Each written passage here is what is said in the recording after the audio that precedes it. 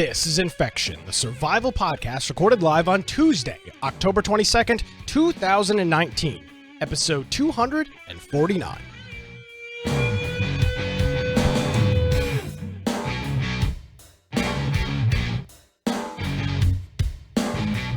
Hello, ladies and gentlemen, and welcome to another episode of Infection, the survival podcast. Infection is your source for the latest information on survival video games. We bring you the latest news, reviews, updates, and more each and every week. My name is Nick Craig. You can follow me on Twitter at Nicholas M. Craig. Of course, visit our website. It's infectionpodcast.com. Joining me as he does each and every week, I had a name for you. We talked about the I for something. Brian, damn it, what was it? You put the I in something. This is a conversation we had last week after the show, or maybe during the week. And there was I remember you saying something, I don't remember what it was, though. Yeah, I don't remember either. Hey, Brian, what's up? Brian put the I in. That was a smooth intro. Aldridge. I in investigation. That's what it was. Oh, yeah. He put there the we go. I in investigation. Investigation Aldridge. Brian with the big beat. No, that sounds like something else. Hey, Brian. Brian Big B Aldridge. Wrong podcast. Whatever that The Infection Podcast. Hello.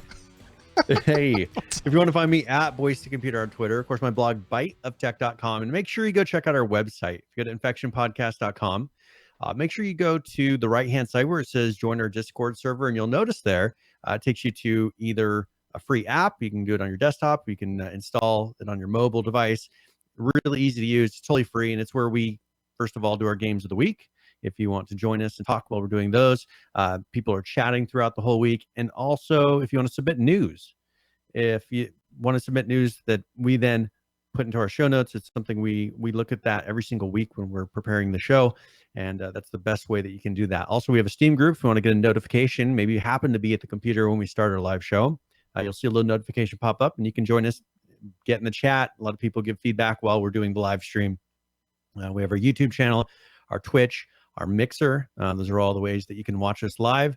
Also, we have the audio-only forms in the lower right-hand side. So if you want to use it on TuneIn, Spotify, a lot of different devices, we have that all in the lower right-hand side of the website. And then show notes for every single episode, all the way up to 249 now. Wow. Episodes that we have done. So 249 weeks in a row. And if you go there, we have links to a lot of the different articles that we refer to, videos that we show. So maybe you're listening to this on your drive to work or listening to this while you're supposed to be working.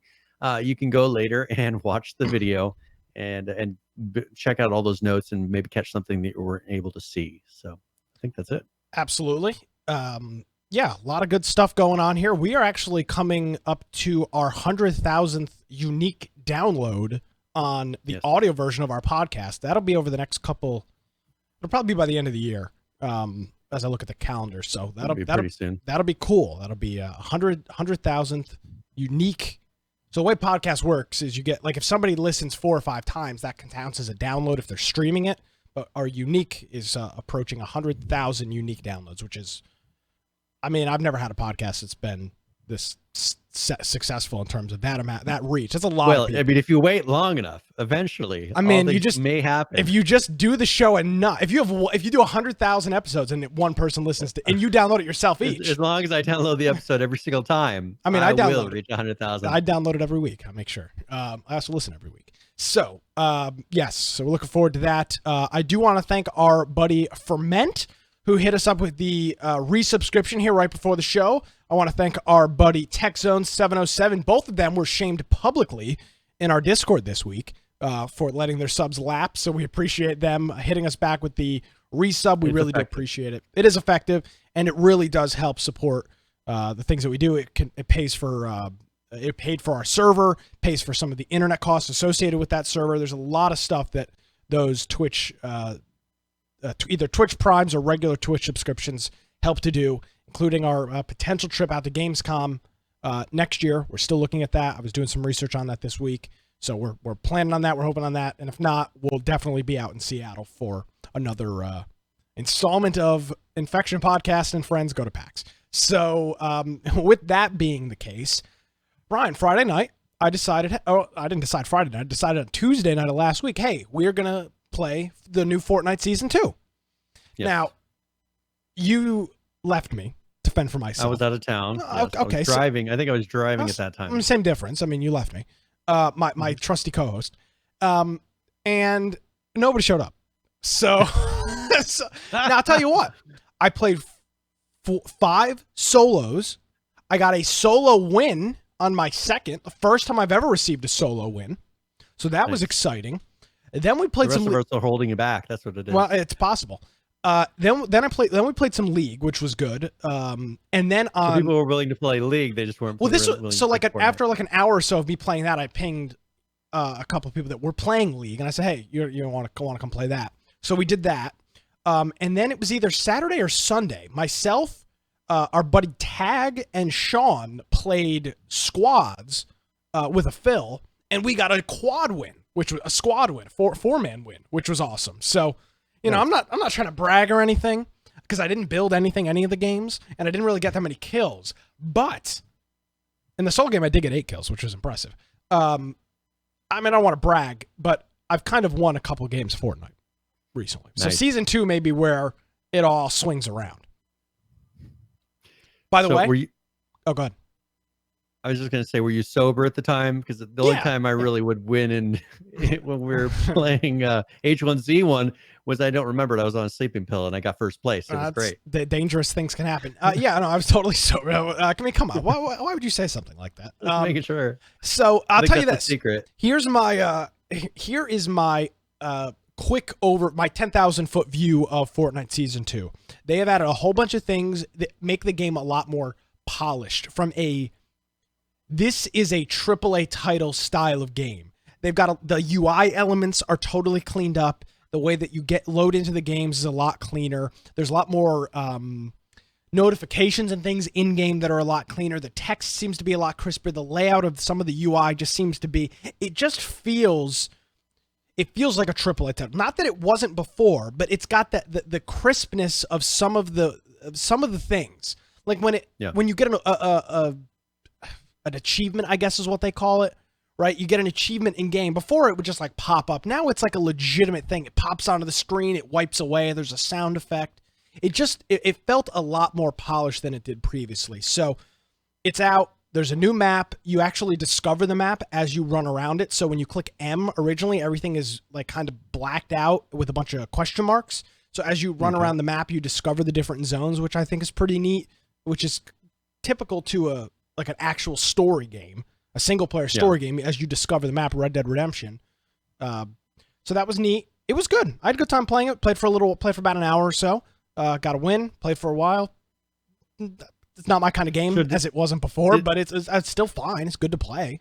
Wasn't like an awful experience. Did the map feel different as far as because they laid it out? Did they lay it out any differently other than there's waterways and forgot about that. We drove on boats. That was on Saturday or Sunday. We played the squad. We actually drove a boat on the land, which was fun. We just shifted it and it was moving very slow but effective to get away from the gas. So that worked. So it actually does go. Yeah, it does. You just hold down the shift and it moves along. It's not the quickest thing in the world, but it does move.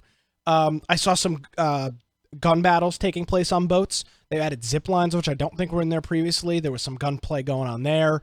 A lot more explosives and whatnot than I remember seeing in the past. Again, I'm no expert in Fortnite. Please don't take this. I think they've been adding those the last however many patches. Yeah. Kind of getting a lot of ways to deal with, first of all, those big machines, the big, I don't know what they call them. Not primes. It was some. Oh, the big robot things. Yeah. Yeah. They had, it was whatever initials. Yeah. I don't remember what the name was. So they were coming up with ways to make those explode. And of course, they always are putting in explosives to deal with the walls and all the buildings. So it was good. I'll tell you what, Fortnite is always fun to play. It's not my style of game. It's not something I could play on a regular basis, but I've said this 1,000 times. It is very nice to jump into a game that is still being developed, that is it still alpha, beta? I don't know what it is. And it's nice to be able to jump in there, have the game be stable, not have to deal with any of the BS. It's just nice. It's refreshing to play a finished, in quotes, product that's in alpha. It's just nice. It's nice to play something that isn't a cobbled together piece of garbage. Not every game we play is, but it's just nice. It's a refreshing thing. So, Fortnite Season 2, check it out. New map. We'll cycle back around to it a couple months when they've got something new out that tickles our fancy. So that was last week's Game of the Week, Fortnite. I was going to say thanks to everybody that's joining. I just have to give myself a pat on the back, I guess. But coming up this week, now I know we'll have a big turnout for this one. Boys, it's happening. And girls. Call of Duty. Modern Warfare is here. Friday is the day. We are going to be playing it all weekend long. Our Game of the Week is probably not going to start at 8, whatever time we it'll probably start around 5, 4, I don't know. Or when the servers actually let you in. I'm not playing overnight. I'm not doing that this year. I got too much going on. I just started a new job. I can't call out. Does it start? It starts at midnight. The night before. Yeah, well, yeah, it's a midnight release. The morning before, pretty much. Yeah, and I mean, I gotta tell you, I thought about it. I really did. I may still, but I'm really not planning on it. I mean, I just started a new job. I'm not going to either. It's gonna be your second day of work. Yeah, I mean, I'm just thinking like, it'll be the night of my first day. Yeah, I'll be like, I was like, this is really great. Thanks for introducing me to you and everything. I need a day off. I'm gonna take tomorrow off. I have a doctor's appointment. Yeah, I mean, so I forgot to tell you guys about this. This is stuff I used to do back in high school. It'd be like, oh, I don't feel good, and then my parents let me stay home, right? And then I'd call my grandfather, drive me to GameStop, pick up my game, clutch every time. I mean, it worked fantastic. So that used to work out well. So we'll probably start. I'm not going to take lunch on Friday. I'm just not going to bother with that. So we'll probably start 5, 6, 7 o'clock Eastern. That'll float. We'll play all through the night. There'll be a group playing on Saturday and a group playing on Sunday. So we're going to be playing Call of Duty Modern Warfare. We'll be playing on PC. It does have cross-platform. So if you're going to play on PlayStation or Xbox, just make sure you're in our Discord because that's where we'll be talking. Hook up a pair of headphones to your phone. Put yourself on push to talk and jump in Discord. We'll get you we'll get you linked into our Activision and we'll play. We're going to have a good time with it. I know I'm getting it. Brian, you're going to get it. I know our buddy Lance is playing, USA of Zombie, and a couple of other guys. I'm trying to convince a couple of our other people to get it as well. So with that being the case, that will be Friday night, $60, new game. It's out. It's Call of Duty. We played the beta. We had positive things to say about it, so don't really have a whole lot to complain about on that front. I'm really looking forward to it, and I know our buddy HD and I didn't try the beta that they did or anything, so this is going to be totally fresh. Yeah, you did. I did like that 2-player. I did. You weren't around the weekend we played it on PC all weekend. No, I was gone or something. Yeah, so I didn't get to play that at all. I only played that little trial that they did. That you and I played. Which on was PS4. Yeah. So this is going to be totally fresh for me. So this will be interesting. Yeah. So there you go. Our buddy HD Charlie is going to be joining us as well. So if you're around Friday playing Call of Duty, doesn't matter what time of the day, just pop in our Discord, get the group going, and we'll get our clan up and running. It'll be a good time. I'm looking forward to it. So that'll be Game of the Week Friday night. Sometime join us. We'll be around all evening. Good. All right. We got any other housekeeping things before we get into the show here? No, I think that's it for that. All right. Well, before we got a lot of videos this week. I'm looking at my thing. I got 1, 2, 3, 4, 5. I got like 7 or 8 videos this week. Lots of video content. So sorry for the audio listeners. Most of it's got talking narration with it. For instance, there was a PUBG one, but it was all in Korean. Yeah, so I was like, I'll leave that one out because we'd be just narrating the whole thing. It's just a guy standing there talking. So like, never mind. So before we get into actual like video game updates and news and whatnot, you posted an interesting article about this new game, Outer Worlds, which is this is the one that's the original Fallout guys, or not the original Fallout, like the Fallout 3 guys or something, right? This is a Fallout style RPG, and it's got something to do with Fallout. Like the creators or somebody is aligned with this project. So they were part of Fallout New Vegas. Yep. Okay. Alpha Protocol, Knights of the Old Republic 2. So they're guys who have been in the industry for a while. There's a trailer for this. We've shown this trailer. I'm positive we've shown this trailer. Absolutely. I don't remember. I don't remember us playing it before. I thought I'll put it in the show notes either way. so it's got a Fallout feel, but it's set in a space age thing instead of like a nuclear Fallout thing. And everybody that's played it seems to be raving about it. It's got pretty positive reviews, all along everywhere, which is great. Yeah, the graphics look good. I mean, it does have kind of that, like, just the Fallout look of some of the POIs. Yeah, definitely have kind of a Fallout look to it. I don't think we've played this video on here before. All right, let me get it. I just don't have it downloaded, and it's I just gotta figure out. 2 minutes. Yep. But it has a very good look to it. So yep, here we go. There you are. Wondering what's going on, eh? One question first. Are you feeling anything that can be construed as explosive cell death? No? Wonderful. Let's get started.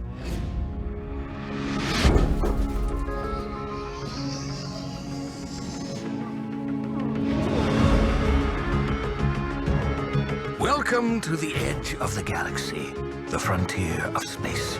Well, at least it was until the corporations bought it, branded it, and started selling it at ludicrously inflated prices. And the rest of your fellow settlers? Abandoned on the edge of the colony. I'd save them myself, but the board's got a bounty on my head. So, that's why I thought you out. You appear capable. Look, I get it. Taking on the corporation has left us with two choices, bad and worse. But you have to choose. And you have to choose now.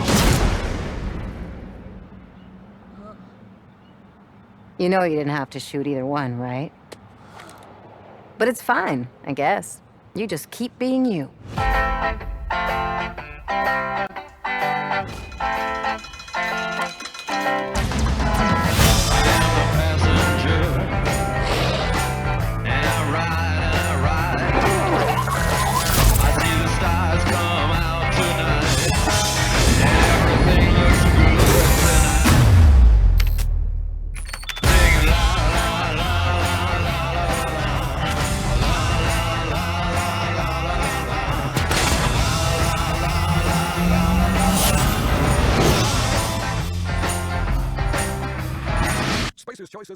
All right, so that's the trailer for the game, and so it just by looking at it and by the sounds of it and the narration, it's a Fallout game. Yeah, with a better engine, it looks like, so it actually has decent graphics. Yes, yeah, it does. It's got good graphics. And so you heard in the setup there, some space company sold out the galaxy or whatever it is, and there's a whole bunch of these reviews for this game, again, that everybody is raving about, but just have crazy, stupid headlines. Like this one over at Polygon written by Cass Marshall. Is Cass a girl? Yeah, no, I can't tell. Who knows? Cass, Cass You're Marshall. opening up a whole new the Outer Worlds. Here. Well, I'm just, I try to click on the profile and it tells me less than I knew before. The title here is The Outer Worlds Review: Ridiculously Good Role Playing in a Capitalist Hellscape. And Yes. while that may be true, I was reading this article expecting to hear more about that, and I didn't. The word, it only appears in the first opening paragraph, and then it's never referenced to again. Nope. So I thought it was interesting, and you sent me the link to this. I thought it was interesting to run the game, and I understand that's kind of the point of the game, is that the galaxy's been sold out, as they said, at inflated rates by the government. But I was hoping that somebody would elaborate, and nobody did. And it's just, but he did, so I mean, he keeps going, and he does talk about capitalism quite a bit in this article. That seems to be his focus. Yeah, but not about the fact that the game. No, not about the game, but okay, so here's like a quote, or here's a quote that they said. Meet the locals down at some of the nearby plants and try to figure out whether I'm down with Wells' vision of eating the rich. Yeah. And I gotta admit, I'm a little hungry. I mean, that's the kind of stuff that they're saying. Yeah. Right? But it just, it never explained. I was expecting that headline to mean something, and it didn't. Yeah. And that was frustrating to me. But I mean, they talk about the corporations. But again, I read the whole article. It doesn't explain to you. Yeah, it doesn't really explain to you. It's just, they keep saying, rich people are bad, corporations are bad. But what's that have to do with the game? Well, no, it does. It does have something to do with the game. The whole point. That's the whole point of the game. But I'm saying, how does that tie into the game? I'd like to know. Exactly. That's what I was looking just making comments about it. It's like, for instance, it's hard to kill or even fight a corporation. If you destroy a CEO, another will be appointed. Okay, is that what happens in this game? Or are you just saying that as I don't believe so. Statement? Yeah, it didn't strike me as something that happened in the game. This is the point of this article. Not to have an argument about this headline, but more of what we've talked about extensively on this program, how people are going and looking for reviews for games because they want to buy something, and then they find an article like this. Polygon is no slouch of a blog. I mean, when you think of the top gaming blogs that exist, Polygon is absolutely within the top 5, in terms of the clout and recognition. And you read through this review, and the headline just doesn't match the freaking article. And it was super frustrating for me as somebody that has some interest in this game, reading this article over at Polygon, and it solidified exactly what we've talked about which is the status of video game journalism, and what we talked about extensively on the program last week, which was, again, mixing politics into video games and or technology, and what that does for consumers, for the blogs themselves, and for people. And well, it seems like they wrote the title because they wanted to bring up capitalist hellscape.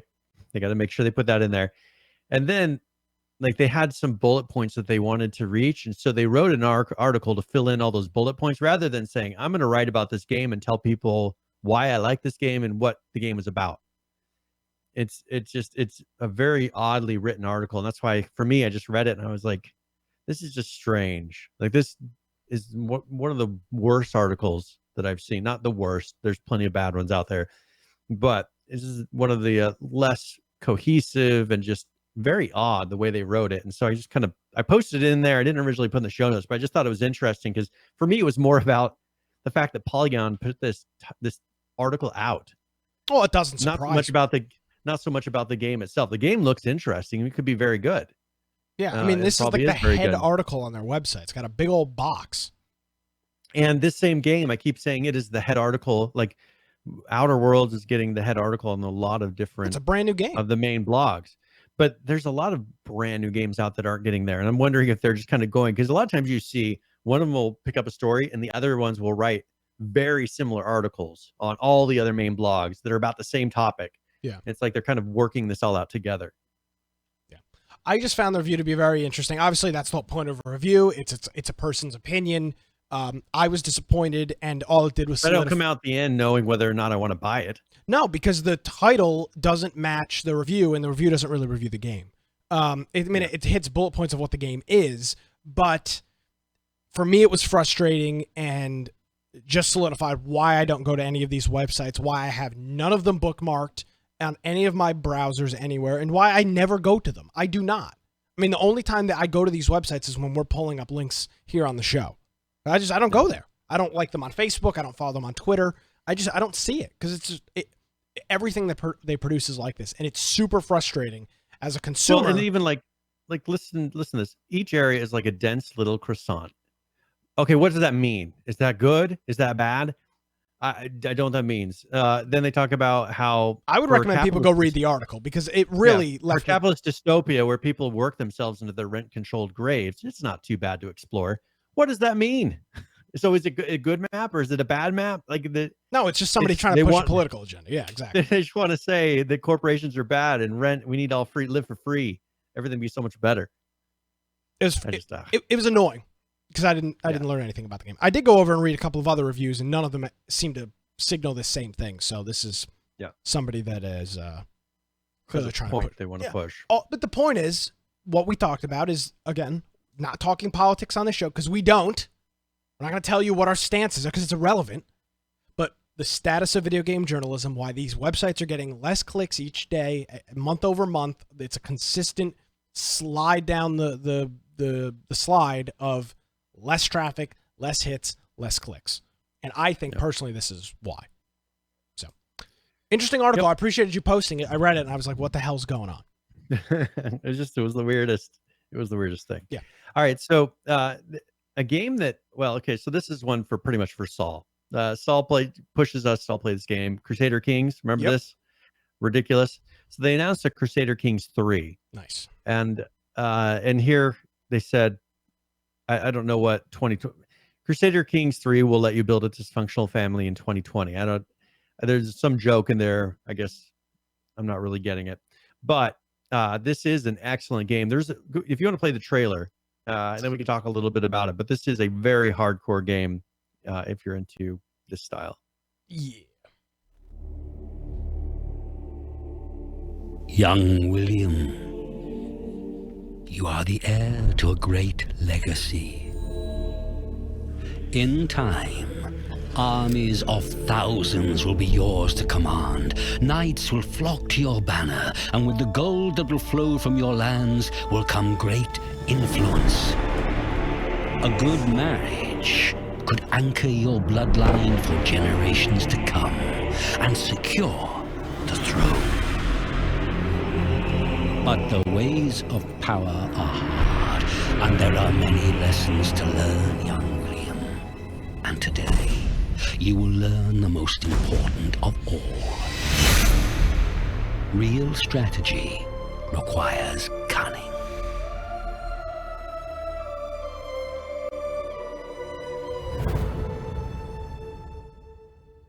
All right, so a new Crusader Kings coming out 2020. And this is a game where you go through and it goes through time. I mean, it's going through generations of people, and you're arranging marriages. You're just doing all these different activities. And as far as for the people that were listening, someone went and stuck a snake into a crib of a baby, and so that they could kill the baby and influence. This is the kind of stuff you do in this game, as far as, or you can have relatives marry each other and weird crazy diseases happen. It's actually a pretty funny game, but it is a very hardcore game. Crusader Kings 2 was very successful. I mean, in my opinion, it was very successful. They sold a lot of DLC for it, had a lot of different just storylines going. It is a fun game to play, but if you're into that style of what kind of a style is it? It's weird. It's a builder type of, I don't know, kingdom style game. So, but you could, for instance, you can make your horse a pope. You could poison your wife. You can do all kinds of crazy things. So really fun game. Yeah, it is. It is weird, PH. Until you've played it and seen some of the things that happen in this game, it's really hard to explain. There you go. Crusader Kings coming out 2020. Yep. Here's a game that you brought to our attention a couple of, well, maybe at this point, probably a couple months ago. Helllion. Yes. This game just came out yesterday, and it is $15, and it's got a lot of reviews so far on Steam. But what's going on here? Problem is mostly negative reviews. Yes. The issue is they went out of early access. They didn't have their goals. They didn't meet their goals, and they've ended development on it. So they pretty much released a unfinished game and said, all right, well, that's pretty much it. They cut the price to $15 to pay for servers so that servers would stay up, but you will not see any patches. You will not see any fixes. And so that is pretty much the state of the game at this point. So people aren't very happy because people expected it to actually be finished. It's a survival sandbox game, which is right down our alley, but I'm not going to really recommend that people go and try it. because it's not. I mean, it's a broken game that's not going to get fixed. All right, so this is a bad situation, clearly. Yeah. What is the alternative? Okay, I'm not saying... Okay, well, I actually am saying this seems like the best thing they could have done.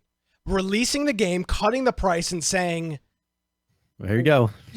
Yeah, I mean, as awful as that sounds, what is the alternative, right? Is it just not saying anything and selling it at full price? This seems like the best of the worst possible things that could happen.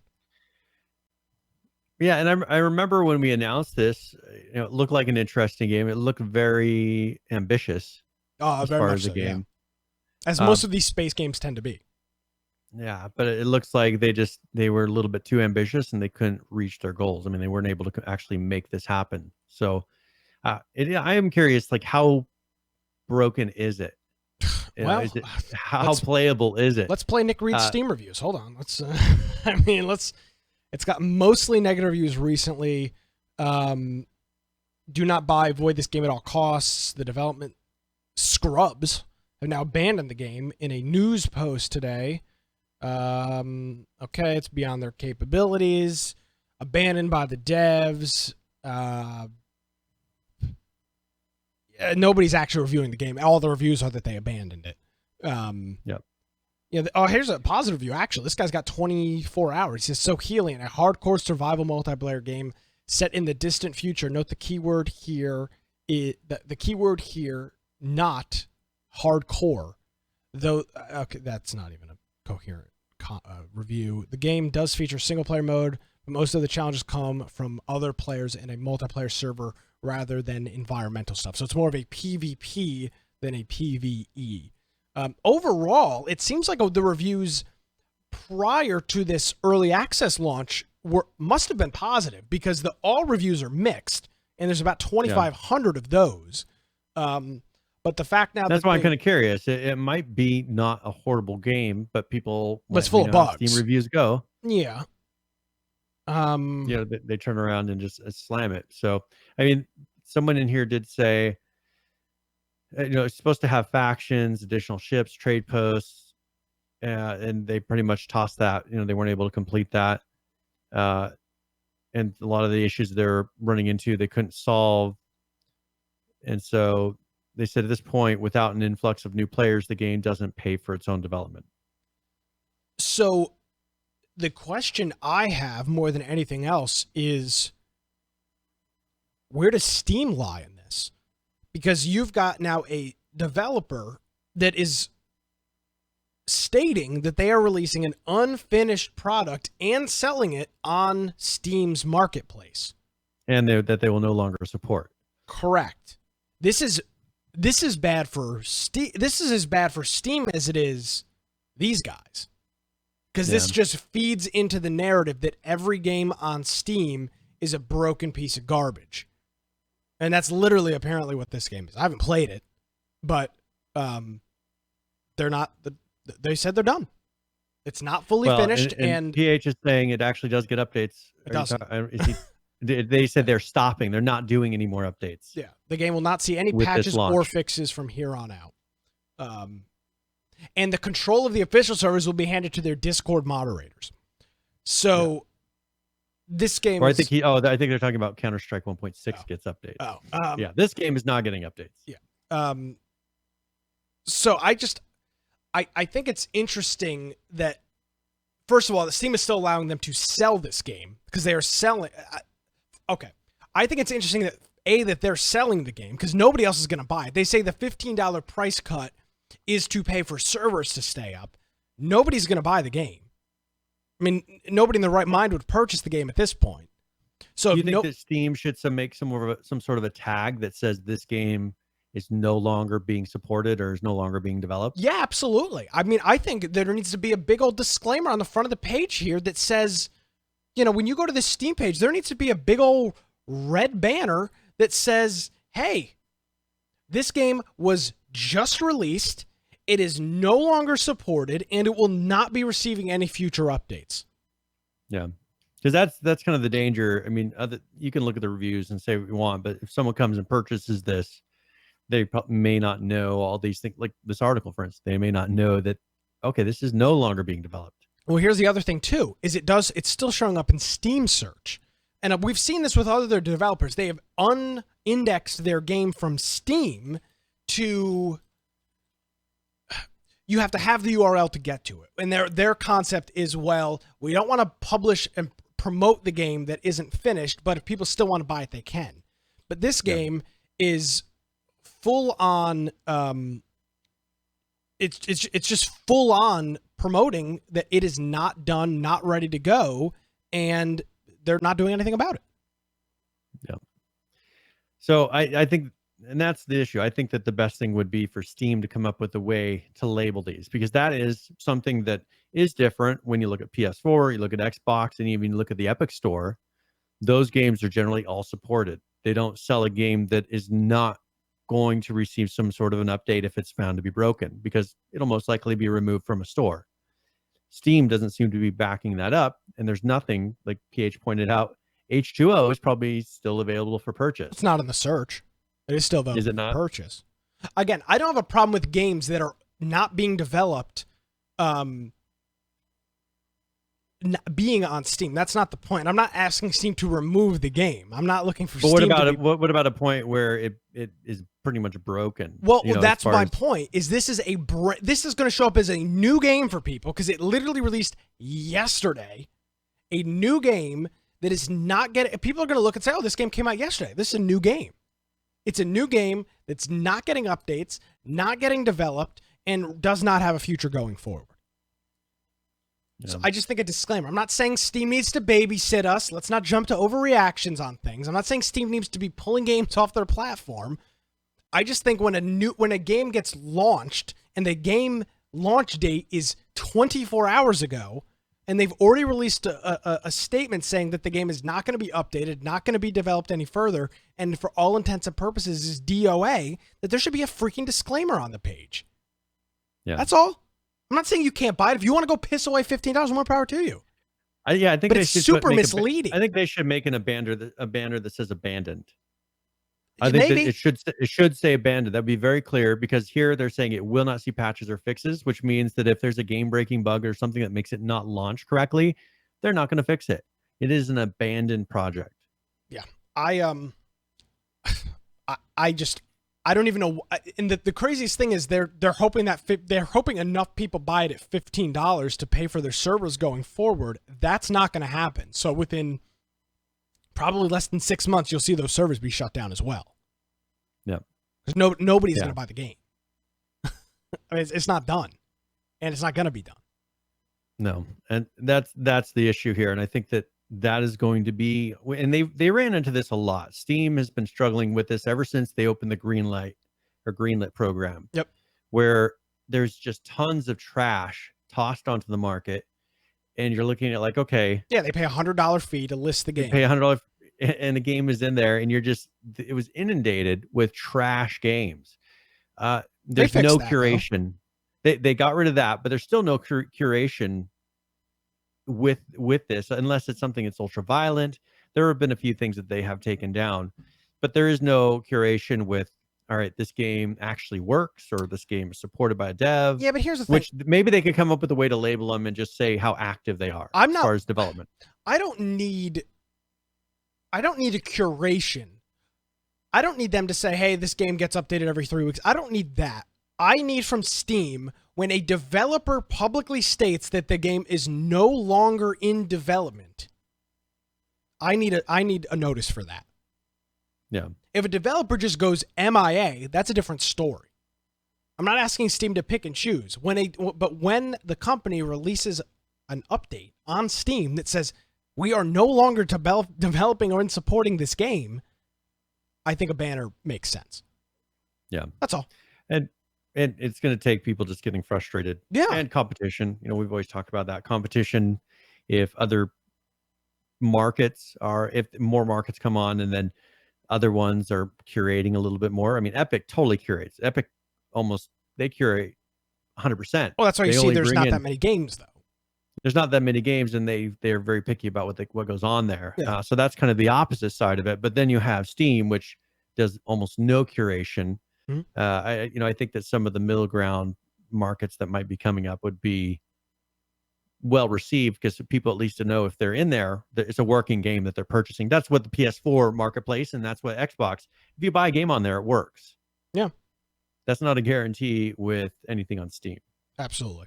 So, can't recommend it. It is in the Steam search, and it may show up on your list as a recommended game because it is new.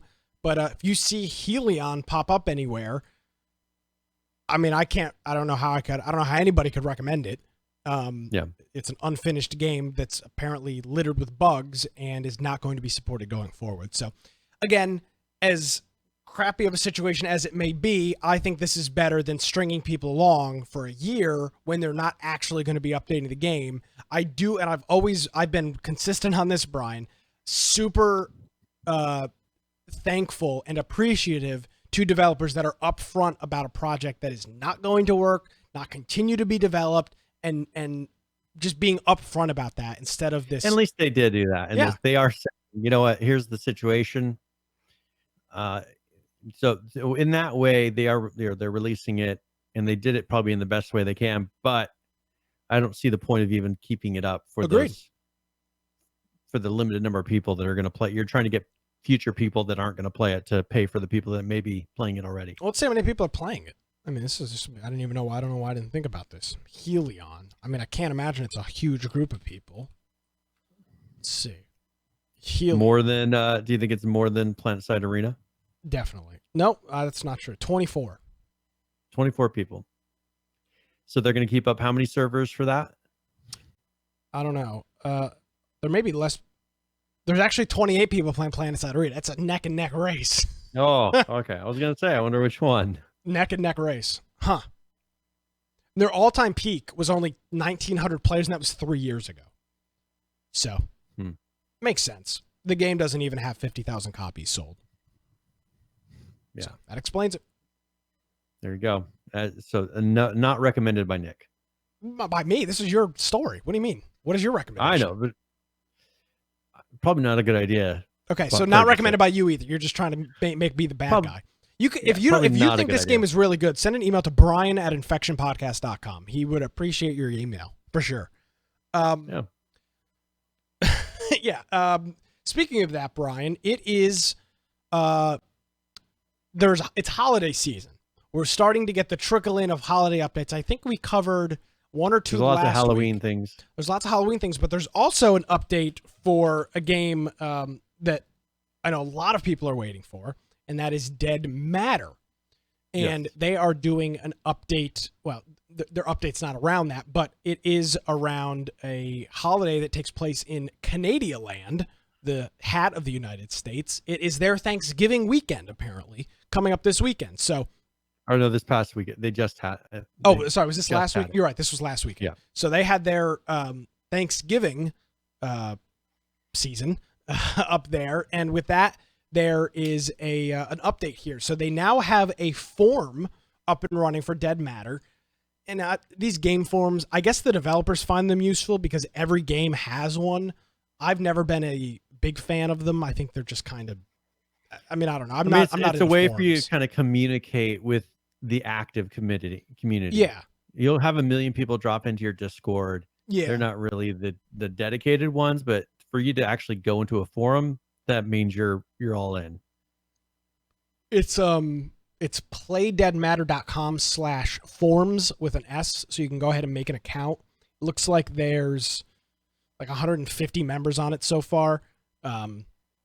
So you can check that out. But unlike some of the other stuff, this is a text update. So here's a couple of elements that they're working on.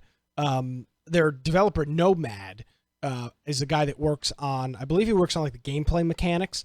And you can see some of the things that he's working on here, including some of the assets that they're working on. This looks to be some sort of shelter looking thing, some sort of survival shelter. Yeah, it's like in a mine. I think he's making things for the mine. Yeah. So it's kind of a refuge shelter is what they're calling it. Yeah. So you can pretty much win this because this is a zombie game, of course, where you'll have a lot of zombies and a lot of it's about hiding. So you can go and get into this and not worry about the zombies getting to you. I mean, it's a very sealed container. Yep. There is a a view in here that is showing it appears that they're running, I believe it's a Windows 98 or 95, Windows 98 or 95 login prompt. Or it could be NT. It's hard to say. I can't really tell from this. The software, Windows 95 and Windows 98 is what they're working on here. So they're using that for some of their in-game look and feel of the software. They're making it feel like a Windows 95 or 98 program.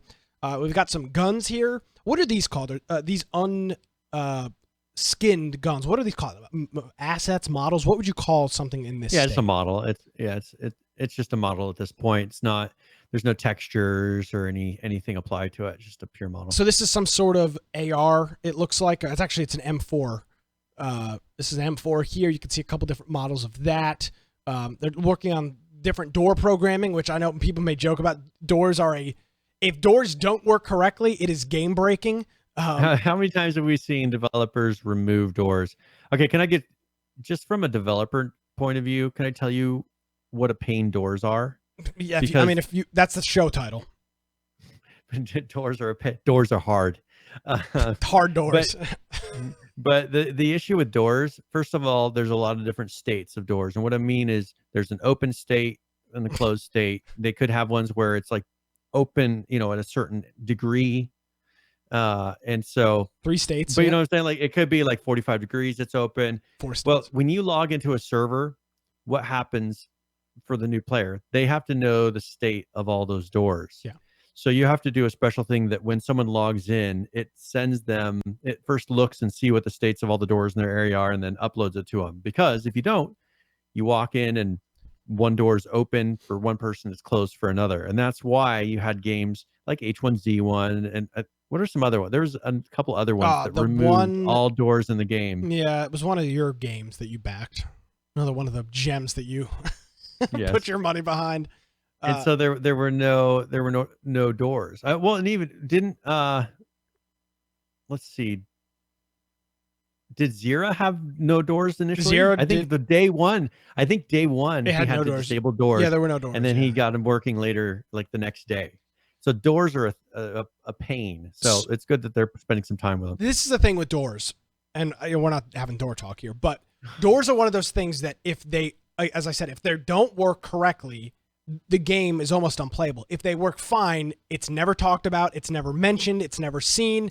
Nobody cares. It's one of those things. You're not going to get praised for it, but if it doesn't work, it is arguably one of the worst things for a game. Because it blocks off tons of build. We ran into this. I don't remember if it was H1Z1 or whichever one it was.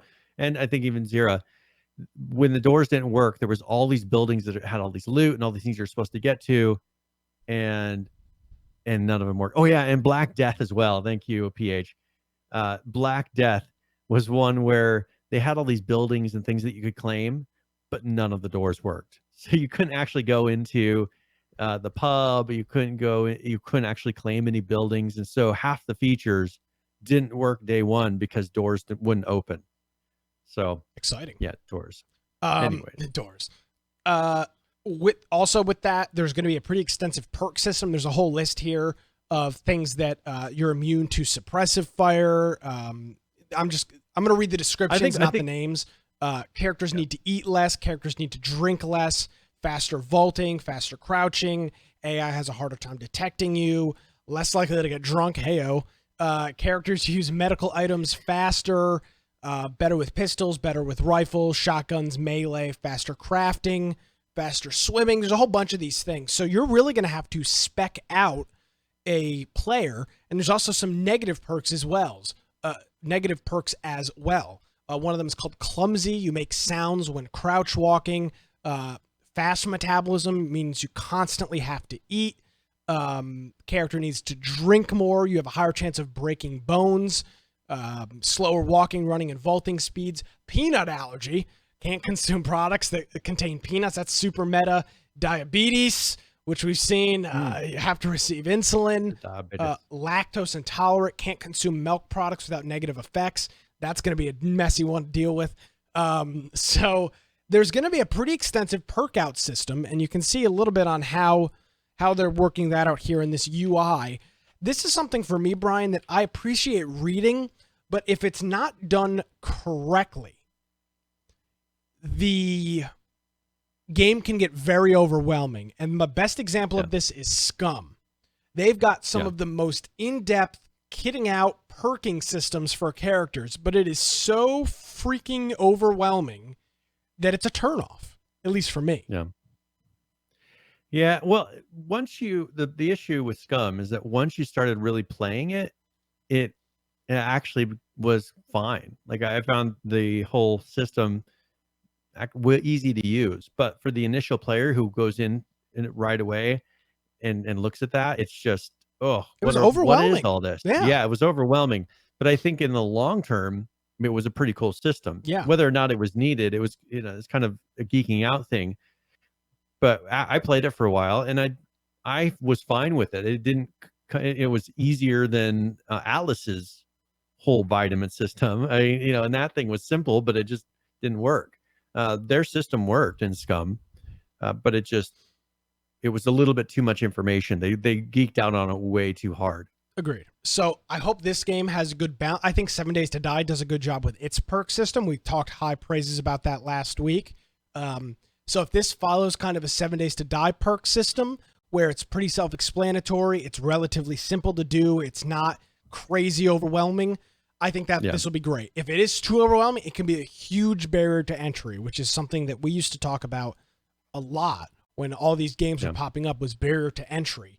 And you hope a system like this, which has got the opportunity to make each individual player very unique, becomes a detriment. And I'm hoping, and hard to balance. I mean, there's not a ton of players in this game as far as playing at once. It's kind of a group co-op type of game, but they do have to worry about balance. You don't want it to where everybody's just picking one character because that's the only set of attributes that make sense.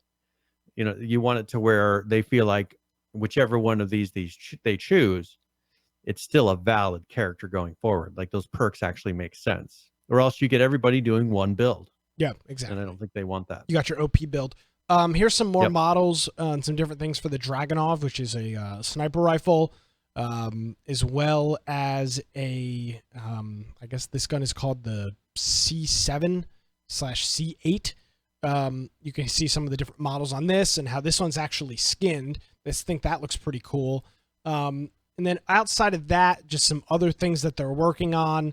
Could you show the screenshot that shows it looks like a clock tower or something like that? Yeah, give me a second. I just wanted to point something out. Talking about the rainbow clock tower thing? This thing? Yeah. What is this? So if you one thing, if you look, he was talking about the LODs and what you're really looking at. You see those lines? Which one? That's geometry. So like on the one that has a texture to the tower. Yeah.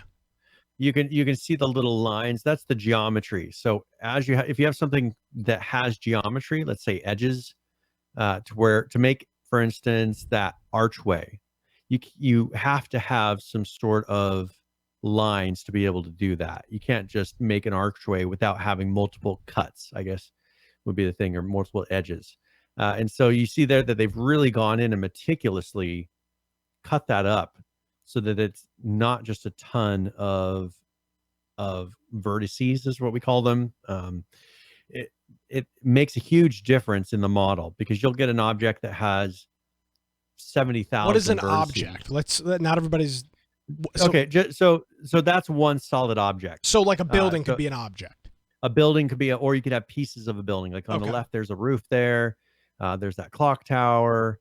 That one on the right could be multiple pieces, which each one would be an object. So this is one object that then they have, that geometry. You can see those lines. Visually, you might not be able to see the lines, but what they're doing is when you put the texture on top of it, you don't want to have a million little vertices and edges to make a circle. And you can tell if you look at it, like they have very meticulously made it to where it resembles a circle. You're not seeing a bunch of flat edges, or like a stop sign looking thing, because you could simplify that down to look like a stop sign, right? But they put enough in there to make it still look like a circle without going overboard. So I just wanted to point that out, that it looks like they're really paying attention to make sure they're using the minimal amount of vertices, because that performance-wise makes a big difference on your game. Yeah, and that's especially in a game that is going to be so vast in its. That's only one of the objects. You get 100 of those types of things in an area of a town, and that really adds up and your frame rates start to drop. So I like the fact that they're sitting there and paying attention and making sure that that object isn't too big so that you can have a bunch of that type of object in the world and not have to sacrifice by taking things out. Yeah, they showed how they're doing a lot of reference images, so they're going and taking pictures of stores and shops and landscapes, similar to what we saw with the new PUBG map, the new one, the old new one now, but going and actually modeling a store after these guys. There's literally like 25 pictures of a grocery store. They took pictures of the grocery store and are laying theirs out in a way that makes sense with an actual world. You know how people. So it doesn't look like it did in H1Z1 where you just had a lot of what's games. The store doing here? It's not even just H1Z1. I mean, I was playing. What the hell was I playing? Something I was playing a couple weeks ago, and it was like these store layout. I was freaking 7 Days to Die. The store layout sucked. It's just it's just pillar of. Come on, Joe's not a modeler. Come on. I mean, I'm not saying he's. But the point is, it's like you go into a store and it's just a square room, and there's just aisle, nothing else, and it's just like it's very. It gets the job done, but it's not. It doesn't feel like something you'd actually. Miscreated does actually a good job with this. Their stores are cool. Like their gas stations and grocery stores. Yeah, I mean they're cool. They're laid out in a way that makes sense. You said in Miscreated? Miscreated. They go through and it actually feels like the building that you're going into. Yeah. So with that being the case, that's the Dead Matter update here. I know a lot of people, including myself, are patiently waiting the launch of this. We're super excited for Dead Matter, and we're hoping to have another video update here in the next couple weeks to see what the status of everything is. So, Dead Matter, there it is. All right, so it's one kind of a follow-up with an article. We're not going to go too deep into this, but the UK Children's Commissioner is calling on tighter legislation of loot boxes. So I just wanted to bring this up as something that's still happening. Okay. They're looking at things like FIFA and looking at the loot box system, and to protect, think about the children type of thing. They are really trying to focus and make it so that they can go after this as if it's a gambling, because they have gambling acts, and it's just Rainbow Siege, FIFA, even Roblox, Fortnite. Roblox, no! Yeah, they're looking at these and how they view that they're addictive to children. That's been the newest thing, that people are purposely making video games addictive, and that's why they're going after them and trying to treat it like, like they do gambling, or go after them for making a game that actually encourages people to come back and play more. At what point does that become addiction? So this will be something to keep your eye on. But they are still pushing this. We heard it kind of went away for a little bit, but now the UK is bringing it back and trying to create some legislation, which will be interesting to follow. What was the guy? What was his title? The Children's Commissioner. Children's Commissioner. Yeah. Oh boy. Children's Commissioner. That's an interesting title. No. I guess I don't know what he commissions for children. I don't know what that means. Interesting. So yeah, and they brought this up in the House of Commons there. This is something that UK will probably be the first, because they're all about, they've done a lot of legislation and been kind of the first to usually regulate things, and I think that they will be the first, but then we find that the United States and other places usually follow suit after that. So keep in mind, this probably will come to you eventually. Coming to a living room near you. The Children's Commissioner. All right. Maybe. Yeah. What else we got here, Brian? Well, Atlas actually came out with a decent number of updates this past week. Speaking of dead games, compared to what they have been doing. So 400.40 was their previous. So they came out with, now they've been splitting this up. They've had like Xbox releases. It gets kind of confusing because they have this was an ARC issue multiple. Yeah, they got multiple things that they've been doing. So they got some of these server only updates, which is really just enabling their 2 times harvesting and all that. And then they had one where they've been working on the dev kit a little bit, which helps a lot with modding and things like that. So they set up loot table overrides for the dev kit, and that will help people in making mods. Fix the server side crash. Of course, they then disabled the 2 times gathering because it seems to be a weekend thing. If you remember last week, I mentioned that they were working a lot on the gamepad things. Mhm. So they did some fixes regarding that. And then 400.50, they went through and did another list of fixes. They had some issues with the harpoon on this one. So they fixed that. The 400.51 fixed an issue with the server-side crash and some tiled textures. 400.54, another list of fixes. Some a lot of Xbox specific fixes in this one. 400.56 fixed a bug which made the map black on the Xbox when you're using HDR. 400.57, they added missing ceilings when building ramshackle sloops from that vendor in Freeport. They enabled the revolver reload mini game. I remember they disabled that a long time ago. There was a kind of a reloading mini game, and they had disabled it for a while. Well, they enabled it for the revolver. They may have enabled it for the the muskets and all that before. They fixed an issue where the map camera, when piloting a ship, they had a weird issue with the map camera. They've been fighting that since day one, where the camera it kind of sometimes goes weird places when you're piloting a ship. They added a missing forest dye craftable to the grill. Then, of course, the latest one, they fixed a bug which prevented silos from paying or feeding crews on lawless servers. So they actually were putting out some fixes, a lot of fixes. But Atlas is still being developed. What is? As we're talking, somebody on my Steam friends has literally just opened the game. I just saw it pop up that they're playing it. This game, I really. Do we have a prediction on this? Do you have your book handy? Do we have a prediction on the end of Atlas, or like a end of life or something like that? I don't think we have. Okay, can we? Well, let me look. Let me just double check. Yeah, I'm just. It's so weird. Like, they went silent for what? It felt like 2 months where they were like trickling maybe an update every other week. And obviously that was probably in anticipation of the Xbox launch, but it's still just... Okay, wait, we do. Oh, okay, good. Phew. All right, end of 2019. Ooh. Atlas will announce mood lighting / server restructure. That is you. Oh, do you have a prediction? You said that. No, I knew better than to make a guess. Okay. All right. Okay. I think you had said, write this down, is what you told me. I stand by everything I said. Yeah, I 100% still agree with that. So you think that I mean, at this point, I'm all in. Double down. That's what I've learned. Just double down. When things start to look bad, go all in. When it's looking as bleak as ever, just double down. Like when it's 3 days. Just have another. It's all you need. Hold on. Let's take a look at Thanks. Let's take a look at a calendar. So when it's December 31st and we're doing our last show of the month of December, and and the game is still out, I'm going to still double down and say by the end of 2019, by the time the clock strikes midnight on the West Coast, there will be a restructuring. It will be done. It will be moonlighted, as they say. So, yeah. I mean, yeah, I'm doubling down for sure. I don't know. Okay.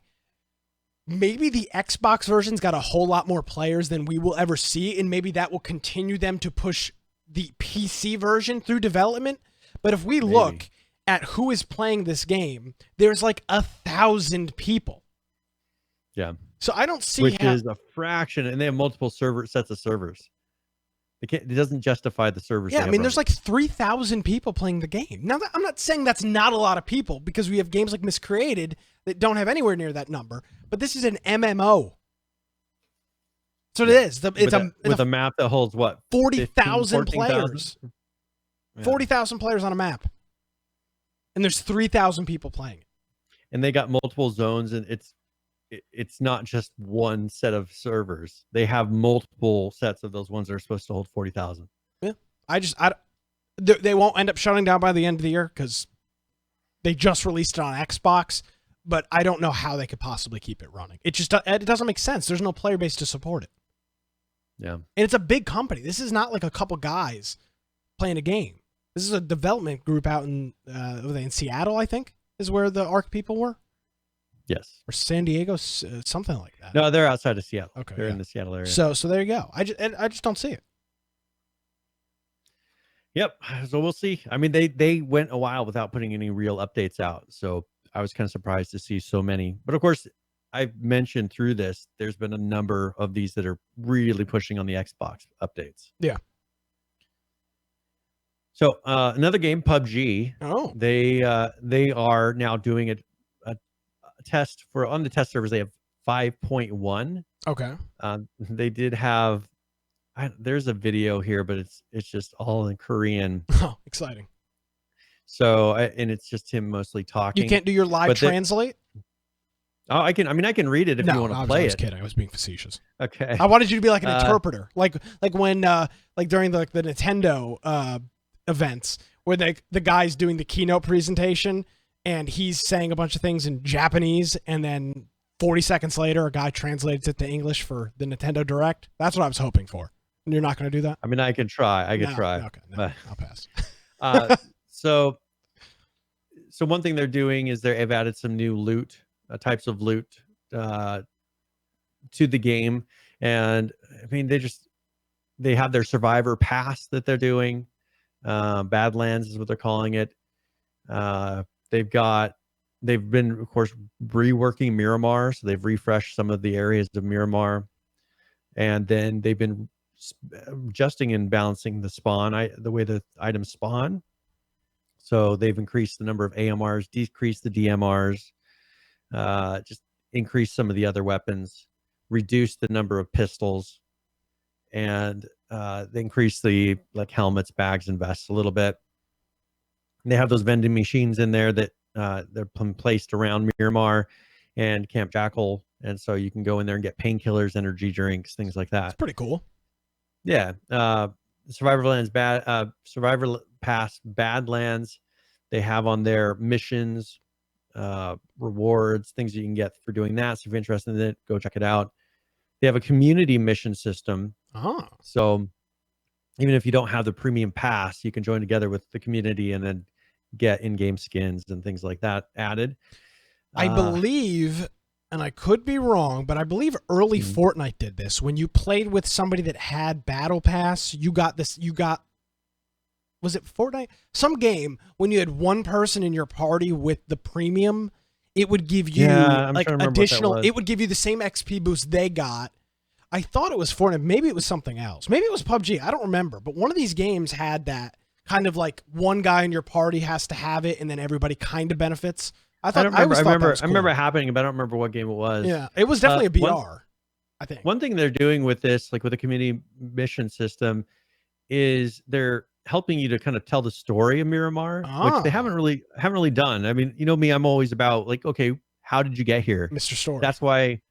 That's why the movie and things was very interesting to me. That this is all what led up to this. That movie that he based this on was interesting because it just gave you a little bit of insight. Because there's no insight, you're just dropped into something, not knowing what's happening. But here, I think they're going to try to tell the story a little bit, and so you can go through and gets you like parts of DVDs, CDs, things like that from the mission goals. They have a progression system, a challenge missions, season missions. They've been doing that level up system as well. And then they have a title system that you can go through. And like beginner is 1 point. Survivor has over 6,000 points. So in between there, you can get these different titles. They've been working on that Win 94, which is pretty much a 30-30. You know, it's got the lever action. They've been working on that and trying to make it better. That's a cool looking gun. I like that. Yeah, it's like a 30-30. Yeah, it's just like a 30-30. Yeah, one thing you can also do is they added a feature allowing players to throw certain requested items to teammates. So kind of like with the trade system, you can throw like a health kit, for instance, at a person. And you can do it at maximum of 15 meters. This looks like you. This guy literally looks like you. Look at this guy. This looks just like you when you did your Doctor Disrespect. This looks identical to you. Maybe he did that on purpose. I mean, Like, this maybe that was his favorite. This guy episode. this guy is you. You have congratulations. You have made it into Infection Podcast has finally made it into a video game. Yeah. This looks just like you as Doctor Disrespect. I have a picture to prove it. Yeah, I have the picture somewhere. We'll do that in the post show. Another thing they've done is added melee weapon throwing. Oh, So like a machete, you can throw machetes. And they've been improving the UI some. Lots of improvements to the UI. you see how this UI looks? This is what I was talking about with Fortnite earlier. This is the level of when we first played PUBG, we got like 1,000 early access codes before the game was out. And the UI just was like garbage.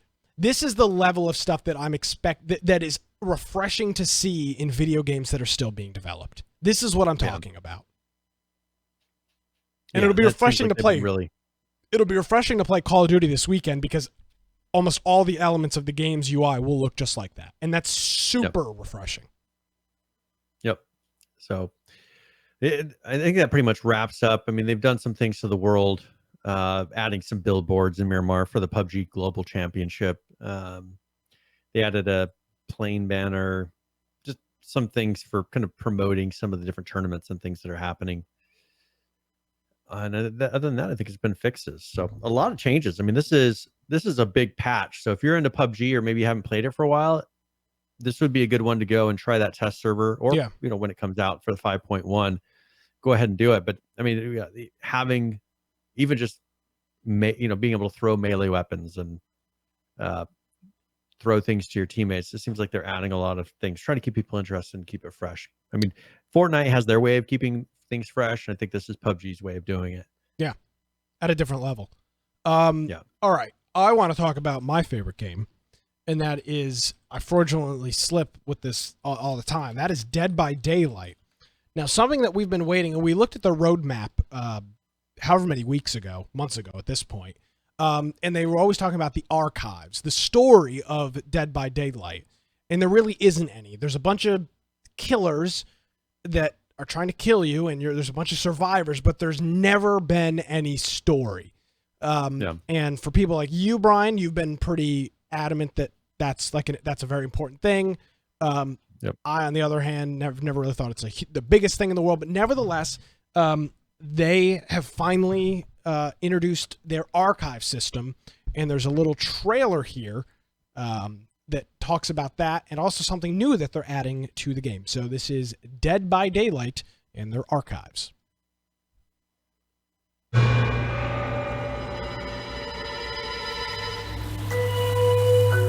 For the past 3 years, players have been taken into the realms of the entity.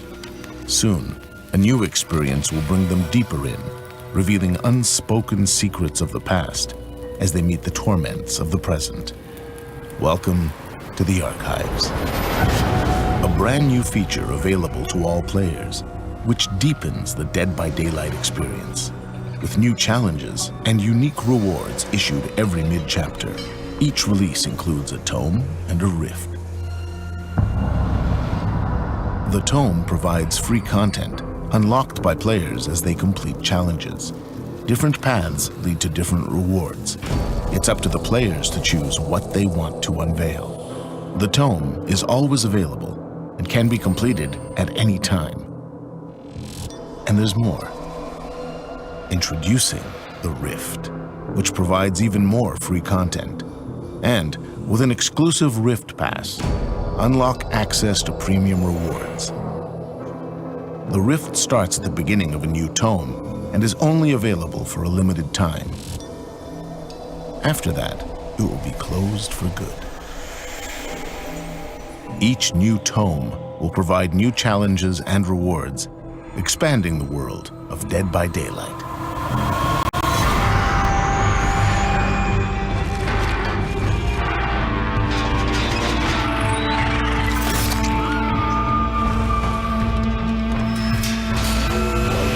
Journey deeper into the fog this October. So they're adding a battle pass. I Okay, so I think my stance on this has been pretty consistent, and it's going to stay with this. It doesn't appear, from what I've seen and read and watched, that it affects the game towards players that don't buy it. And it's like a lot of these other things. If you feel like you've gotten a good amount of playability out of a game and you want to throw the developers a couple bucks, in turn they give you, it's kind of like a donation. That's how I've always seen it, at all of them. All of these battle passes and season passes, kind of like a donation. A lot of free-to-play games do it. Now, this is a not free-to-play game, so that has been a little hairy. This game is $20, and for me, I paid $20 for it, and I've got 200 hours in the game. So, and I play the game a lot. So for me, maybe this battle pass makes sense. I don't know how much it's going to cost. I don't know how long the seasons are going to last, as they call them, the Rift. But like everything else, again, if it doesn't break the game, if it doesn't make people that don't want to buy it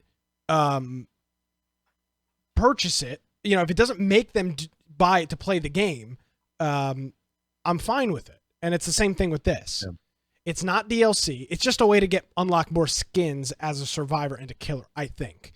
And if they're doing that, if it's purely skins, it's going to have no offense or effect on your actual gameplay. Yeah, which I'm totally fine with.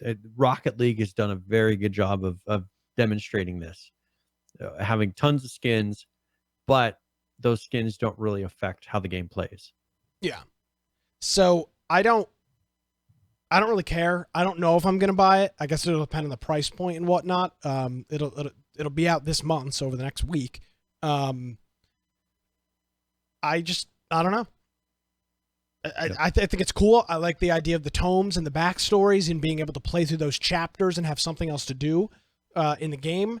I'm not crazy hellbent on the single player, or excuse me, I'm not crazy hellbent on a battle pass, but if it doesn't break the game, I'll have a hard time bitching about it. Again, the game was $20. I paid for it once, and I've played 200 hours.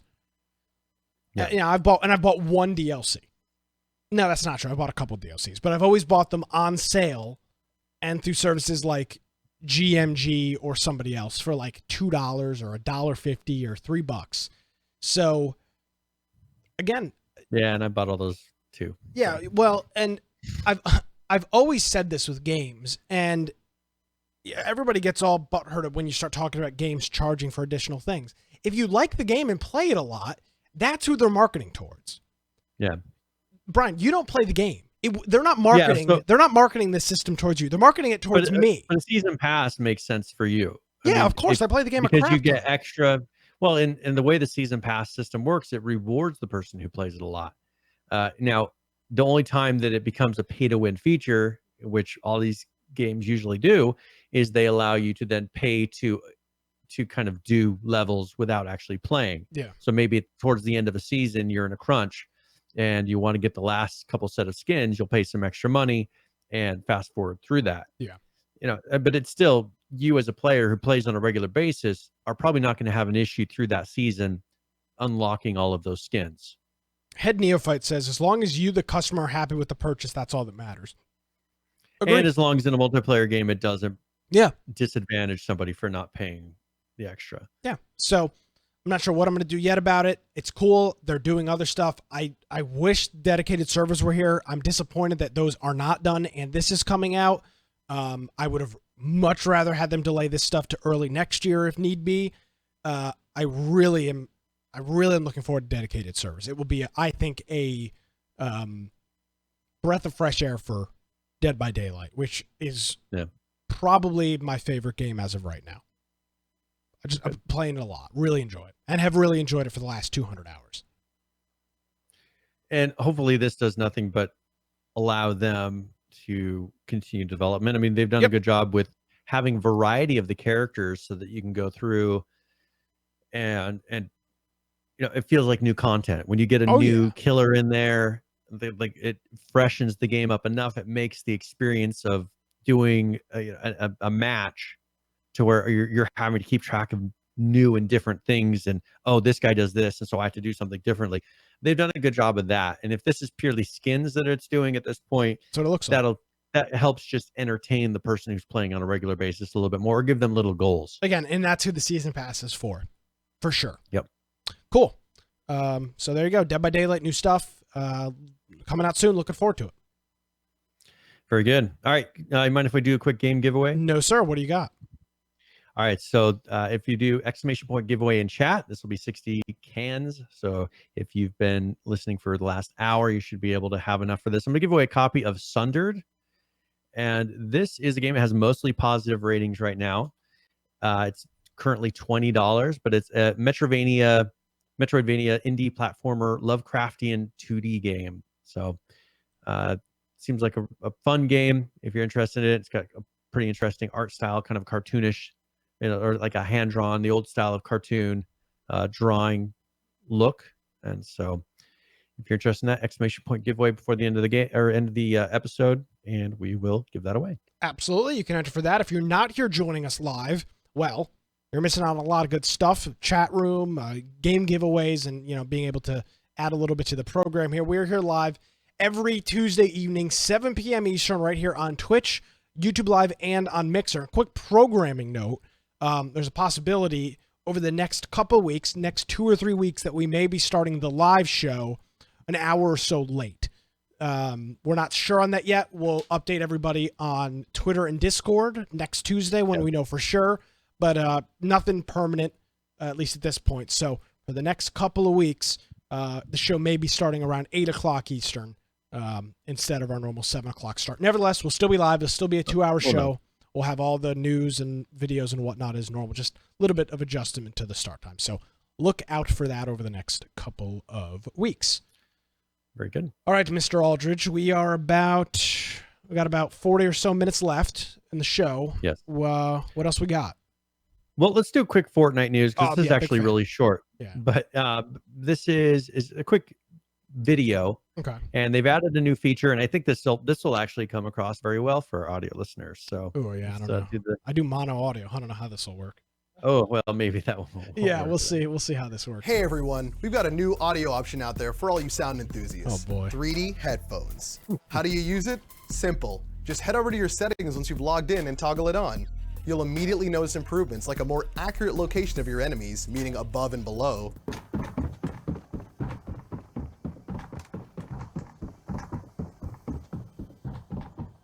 As well as other tactically important pieces of audio. That sounds perfect. Yeah, they don't really sound all that different, to be honest.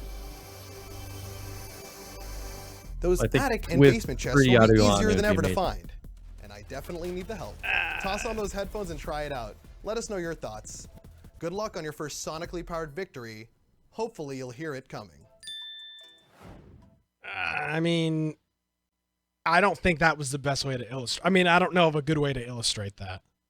Well, in the YouTube video, it's using some sort of technology to have that happen. And then when you put that over to a YouTube video, it doesn't necessarily, because it's emulating 3D. Yeah, of course. When you're listening to your YouTube video, it's not stereo. Your headphones are generally not doing 5.1 surround. I mean, it is capable, but the thing needs to be prepared to do that. So I think they're doing some tricks and making it so that it actually does some positional audio, which is something that. Go ahead. I was going to say, PH was pointing out, is this a new feature in Unreal, which is kind of the beauty of them working on Fortnite. This may be a feature that they're going to release in the next version of Unreal, and that'd be pretty cool. Yeah. Having something built in. This kind of virtual 3D audio has been something that is actually pretty widely criticized, because sometimes the implementation just blows. And I don't know. H1Z1 week 1. Did they have 3D audio in that game? Well, remember whenever someone would be walking next to bushes? Yeah, but that wasn't 3D audio. That was just shitty audio. But remember, you had tracking audio. They had it to where you could kind of track the audio, and it was just so loud for like whenever you were walking upstairs or down. It was all just messed up. They tried to do it to where you could track people, but they messed it up. There's been voice chat programs like Mumble, if I remember correctly, that did 3D game audio. It's been very difficult because you have to integrate it with the game. It's better to do it at the game level, because these programs aren't generally passing this information back and forth as far as to whatever program you're using versus the game. Yep. So yeah, there you go. 3D audio coming to Fortnite. check it out. Yes. Now, Fallout 76, Nick's second favorite game. Shut up. and they were going to be adding an update to add NPCs to the game. Oh, you mean what the old? You mean what the original Fallouts had that they decided not to do in this game? Yes. So they've been wanting to add NPCs because they realized, oh, this game sucks. We want to make it more like the original Fallout, and so they're starting to add that, but it's been delayed. So they're going to be doing that, and they're putting that into next year. So they're not going to be doing NPCs this year, but they are going to be adding private servers this week. So you can go through and do a private server if you'd like. I think NPCs and actually telling the story, not through recordings and not through robots, would be something better for this. Too late. That ship sailed many I mean, moons not ago. that it'd be better, but not that it's going to save it. I mean, I think that people are just going to wait for the next Fallout. Oh, for sure. Or they're playing Outer Worlds. Outer Worlds, which it feels like a better version of this. Yeah, I mean, it's just. So, I mean, this is something we discussed before. Fallout's engine is tired. Like they are so far behind technology-wise. It's kind of very similar story to what Daybreak's has been struggling with. Daybreak created their own engine. Well, Sony Online, they're dealing with an old in-house engine. They've been doing the same thing with Fallout, and now they're struggling with, man, people are using Unreal, people are using Unity, people are using these engines that are very current, and they can make the game look as good as they ability-wise can, where you have games on these old engines, unless they go and really rework the engines, the game's going to look like the old game. People don't really want that. People may have a little nostalgia, but when they're comparing it and you see Outer Worlds versus Fallout 76, you're going to look and say, man, this one looks a lot better. Oh, yeah. Well, and it probably play better. I think and it probably will, probably have less issues. So I think that they've just really put themselves in a corner doing all this over time. And I don't know if they will be able to fix their engines enough and really progress it enough over the next coming years to save Fallout. And I mean, just Skyrim, all these people are going to start seeing the age more and more as the years go by, and they don't totally rework that engine. I would love to hear what the internal conversations are about the next Fallout, with this one being as much of and without sounding like a quote on a Facebook page, the only way to succeed is to fail. But I mean, they were very clear starting, at the beginning of this whole thing that they were trying something different. So without being cliche, hopefully they learned, and the next game won't be like this. Yeah, but I mean, I think this is shown that they are not protected from this. No, people may love Fallout, but they're not going to put up with just anything. And I think that they're going to have to go and turn around and make the next Fallout better than maybe they would have had to, just because of this game. Yeah, no, absolutely. I mean, you've got the reputation of an entire franchise, Fallout, one of the most recognized video game franchises, that is absolutely on the line. I mean, if they release 2 bomb games in a row, bomb, not the bomb, you could kill the whole reputation for the Fallout series. Yeah, absolutely. Because Fallout 3, New Vegas, it ain't gonna matter when the 76 and Fallout 5 or whatever the hell they call the next one, 6, 8, whatever. If they suck and they're nothing like Fallout, it's be like, man, Fallout used to be cool. It's like kind of like what Call of Duty's going through right now. Call of Duty used to be cool. Now the new ones suck. We're hoping this one's different. But I mean, that's kind of what they could be going through. Same thing with the Assassin's Creed series.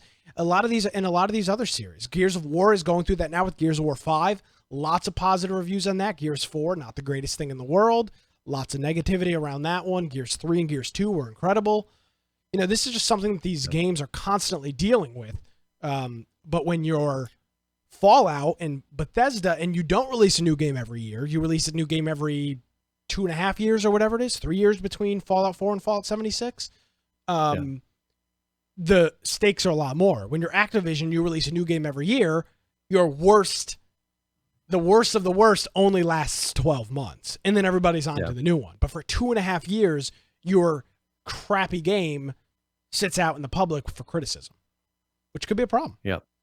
Yeah, and I think this will be, and this seems to be related to these old IPs, where at the time, all the stuff they made was cutting edge. I mean, Skyrim, when it was put out, cutting edge, huge world, it did things that wasn't common back then.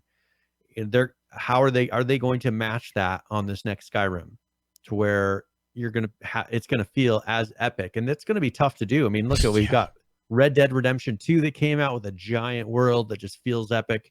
Like, if it doesn't feel like that, it's not going to feel the same as the original Skyrim when you go in there and just feel like you're crossing a huge landscape.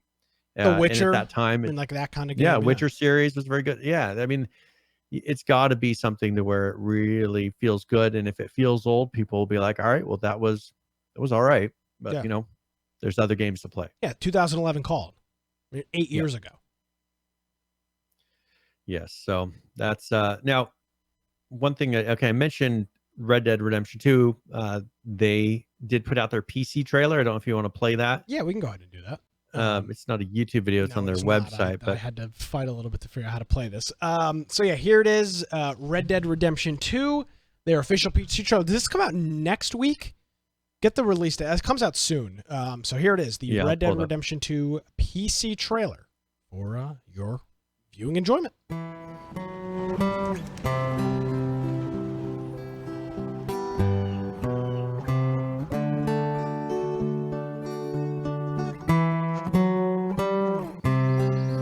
We're a long way east of land we know,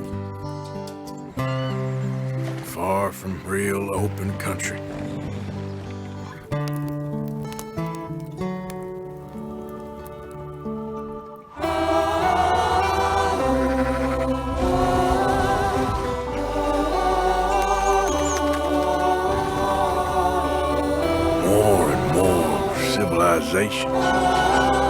What a damn mess we're making of things.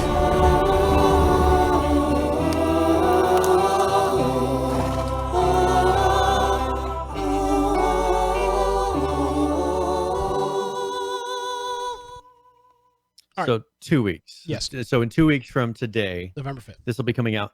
One thing now, it says enhanced for PC. That interesting. And so the things that the limitations of a console are sometimes you can't have as many, for instance, AI, like flying birds and all these objects. There's hard limitations to what that hardware can handle. When you have a PC, they don't really know where your limitation is. So they could have a slider or an auto adjusting thing that says, based on what your computer can handle, here's how many objects. So maybe there will be more detail, some things that they had to cut out of the console. Donnie had actually sent a message in his Discord saying that the people that did 5M, which is the role playing, they're coming up with one for Red Dead Redemption that they're going to try to do and have role playing in that within a month of the release. It'll be interesting to see how Rockstar's launcher tries to block that. But it'll be interesting because I could see a really cool role-playing community in this world. I mean, it's, if they did it right, there's a couple different kinds of role-playing communities where some of them are based on, you just have cop chases and bank robberies happening all the time. But then there's ones that like to kind of create a story, and they're streaming and they're trying to entertain people. I think there's a lot of room to turn around and do that. It's called Red M. If you go to redm.gg. Ooh, that's a cool domain. So that is the role-playing version of Red Dead Redemption. So I'll be interested to see, because they put you on the cover of this website too. Yes. Oh, look at there. That's me. Hey, look. Very similar, actually. Practically. But the thing is when they go in there with all that open world, I mean, you can go in there and be in the middle of a bustling city, or you can go out and just find some random AI wandering around and harass them. You could do all sort of things. Streamers, I think, will go crazy with this, but whether or not it'll hold, I'm not sure. Like GTA has. You know what I find so funny is you're not here. So Rockstar is clearly just doing a money grab, right? They released it on PC, or excuse me, they released it on console. Nobody cared. They released it October 26, 2018 on console. That's when it came out. There was no reason they didn't release it on PC at the same time. They're now releasing it a year later, for all intents and purposes, on the PC. And it's just, I find it so interesting to, I'm not somebody that cares about that stuff, but the typical outrage of the internet that you see about companies doing stuff to make money, as we talked about earlier, hellish capitalism, you know, it's just funny how it's so reactionary based on who is behind it. Because I have seen nothing that's been talking about, oh, damn you, Rockstar, for making $60 price. I haven't seen jack diddly squat about that. Yeah. But you know damn well, if a smaller publisher did something like that, or one of these other early access games or whatever that we talked about did the same thing, all hell would break loose. Be these these scumbags were going to send death letters to their studios. It's just so funny to watch the reaction. I'm never somebody that cares about stuff like that. It doesn't matter. But it is funny to see the non-overreaction because it is Red Dead Redemption 2 and it's somebody and it's a game that people do want to play. It's just so interesting to see that. Yeah. That's the thing is I didn't see a reason that they couldn't have put this out much earlier. I mean, you know that they've been sitting on this and are like, all right, well, let's wait for next holiday season. You know, and I'm sure they'll make some sales. I think they're going to really make it kind of lucky for them because their whole role-playing community has blown up on PC. Oh yeah, in the last year. Yeah, for sure. And so if they can capitalize on that, have this come out, have it build a role-playing community, you'll have tons of people that buy on PC just for that role-playing community. Yeah. Cab says Rockstar literally ruins the online of their games to make money from their fans, yet nobody says anything. And I mean, GTA 5 with the shark cards is one of the most intrusive things in the world. And you hear, don't get me wrong, it's not that there's not people complaining about it. It's not that there's not, I know, you can find a forum post about it. That's not what I'm saying. There is no boycott. There's no mass hysteria. There's no outrage. Yeah. People play the freaking game because they want to. Yeah. And it's just that's funny. That's as pay to win as you can get. I mean, they're not even shy about it. The shark cards is 100% pay to win. You could buy whatever gun. You could buy helicopter, planes, helicopters, which will just destroy everybody. You can buy any like the headquarters, headquarters or what they call them. You can buy any of those with literal cash, no shame. Which is fine. I've never cared. But you see the outrage of developers make money. But you don't hear it when a game like Rockstar does, or you don't hear it when a company like Rockstar does it with GTA 5 and Red Dead Redemption 2. You just don't hear it. And it's so funny because everybody that has these arguments they're such freaking hypocrites. And I love being able to point it out for situations like this because everybody loves Red Dead Redemption 2. So there's no bitching and complaining. Yeah. I just find it funny. Yeah. And this is, we'll see what happens with like, it, we're going to bitch about a company. Online was such a mess. We're going to bitch at a company releasing a $10 season pass, yet Rockstar literally waits a year to release the PC version so they can sell a copy of the game twice. Yep. But the thing is, their online was so poorly received and was so sloppy. Like, it'll be interesting to see how many PC sales they really make. It's short of if this online, 5M kind of thing works, because how many people aren't going to play it on the PS4 or aren't going to play it on console? Yeah, I don't see a reason right now to really, unless the modding is amazing or the graphics are that much better on a PC. But I was running it on 4K. It's just, I don't know how much better it would look. So we'll see. We'll see if it actually lives up. Like GTA has been amazing. GTA is, it's been going on years, just still being very solid. So yeah, let's see if we can pull that off with this one. All right, so that's coming out here 2 weeks. Lots of $60 titles coming out, Brian. We got Call of Duty, Red Dead for PC. We got a lot of stuff going on. Yep. Now I'll tell you what, I'm depending. I haven't finished the story on console. Sorry, but and that's the thing for me. I've gone through and done pretty much everything you can do in the game. Like, what's the point of me getting it on PC? For the modding, which is exactly what Falcon just said. For modding, and if that's not good, well, they need to really open it up. It probably will be good. Yeah, and if it is good, then it's like, okay, Yeah. I'll consider it. Coolio. Let's check that out. 2 weeks. Get your pocketbooks ready. Yep. All right. One quick one is Miscreated. Ooh. They came out with their 1.5.0 update this past week. Okay. They updated their anti-cheat. So, nothing specific, but they just updated the version of it. They started their Halloween event. One thing they did is in this patch, they improved the wall placements for snapping. They added a new snapping sticky placement method that's only used in modding for now. They fixed tent placement distance when placing a tent. They fixed emotes after death, or prevented emotes after death because people were dead and using their emotes. Toxic. Yes, they fixed the server-side exclusion check, and then worked on their AI, fixed some things with their AI. They added a bunch of items for Halloween, which I think we showed little bit last week, with the jack-o'-lanterns and the skulls and everything. Those are now in game. And then they removed the ability to store C4 bricks, and C4 traps in the kiosks. Yeah, that was a little too OP. Yes, they removed the ability to store the pipe bombs and pipe bomb traps. They removed the ability to store explosive arrows, and various items can be added to the kiosk system. Mostly the Halloween-related items have been added. And then they added requested keybind change for modders, which was related to the helicopter. So that is the 1.5 patch. Coolio. Lots of we'll have to give this a try here soon. Yeah. TM.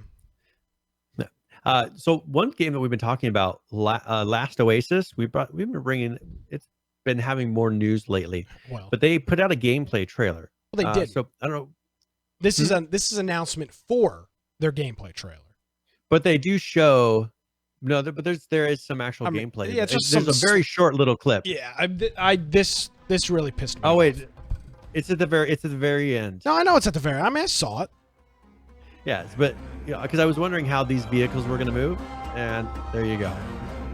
Very quick, but this is what the game looks like. I mean, really? In 10 seconds. You want to see what you want to? This just recommended me the live version of this podcast. Nice. Isn't that cool? Perfect. See if it does it again. No, it's not going to do it anymore. Darn. Yeah, it popped up. It's me with my hands up in the air like a moron. Here, let's see if I can look at that. So, but what they are going to do. Perfect.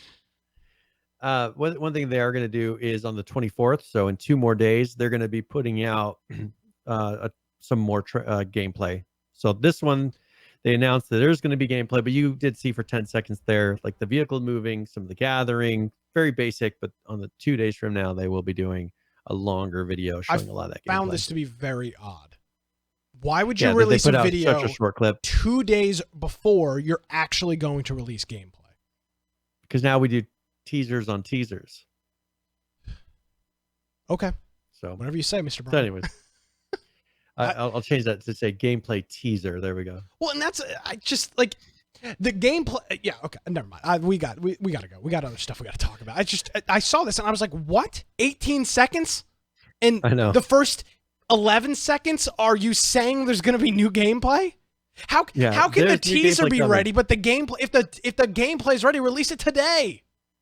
Yeah, I just thought, it was very strange that they did it in that way. They showed a little bit of gameplay. They could have shown like 30 more seconds of gameplay and then took off 10 seconds. I'm taking you off of your hype pedestal on this game, Brian. You would be ripping apart another game that did this. Give your Da Vinci garbage up about the moving things. This is bullshit, and you know it. You don't release 8-second trailers for your gameplay trailer that comes out in 2 days.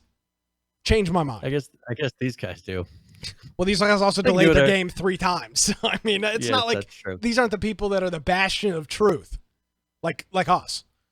Well, maybe they were going to release it today, but then they had to delay it, so they had to put out a teaser. That's what I'm saying. That's exactly what I'm saying. Yeah. Change my mind. This wouldn't be the first one. So ROE came out with 2 updates this week. Okay. And so, first of all, they have events that they've been doing. This one is the maps Mount Dion. I think it is Dion, however they would pronounce that. But that's a snowstorm that's encroaching on it. And so they're going to be doing a special limited time mode for that. They have some special limited anniversary event characters that you can unlock. So if you have until tomorrow. So make sure you go in there, log in, and you'll be able to get that if you log in by tomorrow. And then they fixed some bugs. Another one that they did is they had their major update for on the 23rd, which was, well, they're today, but they're over on the other side of the world where it is tomorrow, I guess. So this is today's update. They have in here today's update today. Today, yeah, tomorrow. Adventure Season 6. And so they have their pass, which is a 10-week season that you can do. And it has a total of, you can get a total of 1,500 E-points, and then you can spend those. Like, for instance, 950 E-points will unlock the Adventurer's Pass, and then you can earn ones back when you hit like level 97. So you spend points, and then you can get some of them back. But they have a lot of different characters, like base characters, and then you build upon them that they've added. It's just, they've reworked the whole loadout system. This is a really big update. There's a lot of stuff. Added some new landmarks and locations, like a drilling platform, a Japanese inspired island that's on there now. Just some really cool things. And then supporter rewards. They have some special skins in there they've added.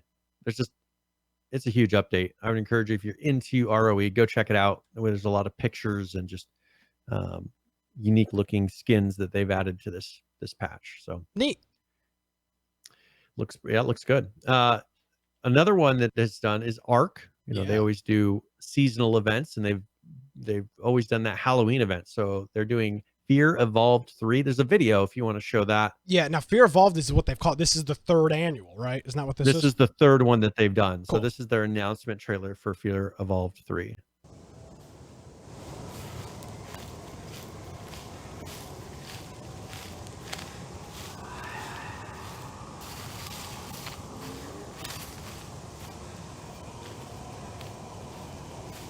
I feel like I'm playing Dead by Daylight or something. What's going on in here? I know. Spooky. Now it's F-13. I always like those skins of the dinosaurs and the bones. Yeah, it looks cool.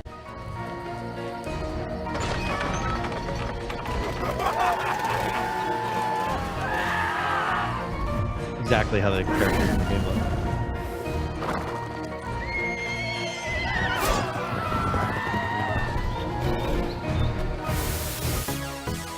Oh yeah. Or emotes. Here's our copyright strike on YouTube. Oh yeah. We didn't need monetization anyways.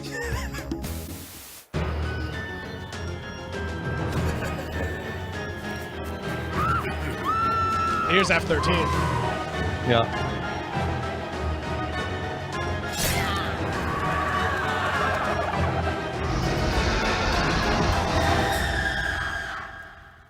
This makes you want to play Ark. Why is there so many other games coming? I gotta play COD. I gotta play Dead by Daylight. I gotta play Outer Worlds. I gotta play Red Dead Redemption. I know. Life's hard when you grow up. I'm watching anime. Adult, isn't it? I mean, it's just I got a job doing the podcast. Doing some other things as well in my spare time. I gotta go to ham radio conventions. Life is hard. I mean, this is incredible. Yeah. So I'm just going to give it all up. Just screw life. I'm going to play Ark for the I'm going to live on the street. Yeah. As long as I have my tablet or my laptop, and I'll play some Ark off of McDonald's Wi-Fi. You can play Ark Mobile. Well, I don't know. Do they have all these wonderful features? Yeah, on I doubt. Mobile? I played it for about 15 minutes. It was freaking terrible. trying to knock out a trike on my phone with a club. Yeah. Yeah, I don't think that's going to take off. So they went through and added all the things, the new items, new emotes. They added spooky emotes, panic emotes, spooky dance emote, and then the zombie emote. Those are new ones. They added the jack-o'-lantern mask, hockey mask, which is new, the headless neck stump, which you saw. A player doesn't have a neck or doesn't have a head. Halloween inspired dino colorization candy, and event themed underwear, which you saw she was trying on, and then he chopped her head off. Well, that fits into the killer attacking scantily dressed women near a lake and or pond. The plot line to every Halloween movie. Yes. And then they added all the prior event skins, like the clown mask and things they'd done before. They added the prior creatures, which is like the Dodo Rex, the Wyvern, all those ones that they did before. And then they added all the variants, like the skeletal, the zombie Wyvern, and the pumpkins and scarecrows and the headstones. So cool. Main thing is they added emotes in this one, and then some of those cosmetic items. So check it out. 300. If you go in there, you can keep your dinosaur themed like that for a while. So frustrating. I wish, I just wish there was more time in the day. Yeah, I know there isn't. There's not. This I think Ark by far does the best holiday themed events of any of the games that we've played. They knock it out of the freaking park with Halloween, with Christmas, with Easter. What's the one where they had the little, was it Easter, the one with the chicken or duck that would follow you around? Was it a bunny? No. What was it? What? Well, no. Was it Thanksgiving? It was the turkey. Thanksgiving had those stupid turkeys that would destroy you. Yes, that's what I was thinking of. The turkey. Yeah, I mean, they just do the best freaking. These things would trek across the map to come kill you. It's fantastic. Yeah, once you aggroed one, yeah, there was no getting away from the turkey. No. Turkey or death. For sure. Yeah, turkey or die. So that's pretty much the Fear Evolved 3. Very cool. Another one that's putting out a Halloween event is Rust. Oh. And they have their Halloween 2019. There's a video for that if you'd like to play it as well. All right. We'll get that ready here. Everyone is in the spirit. Yes. All right. Here's Rust Halloween 2019.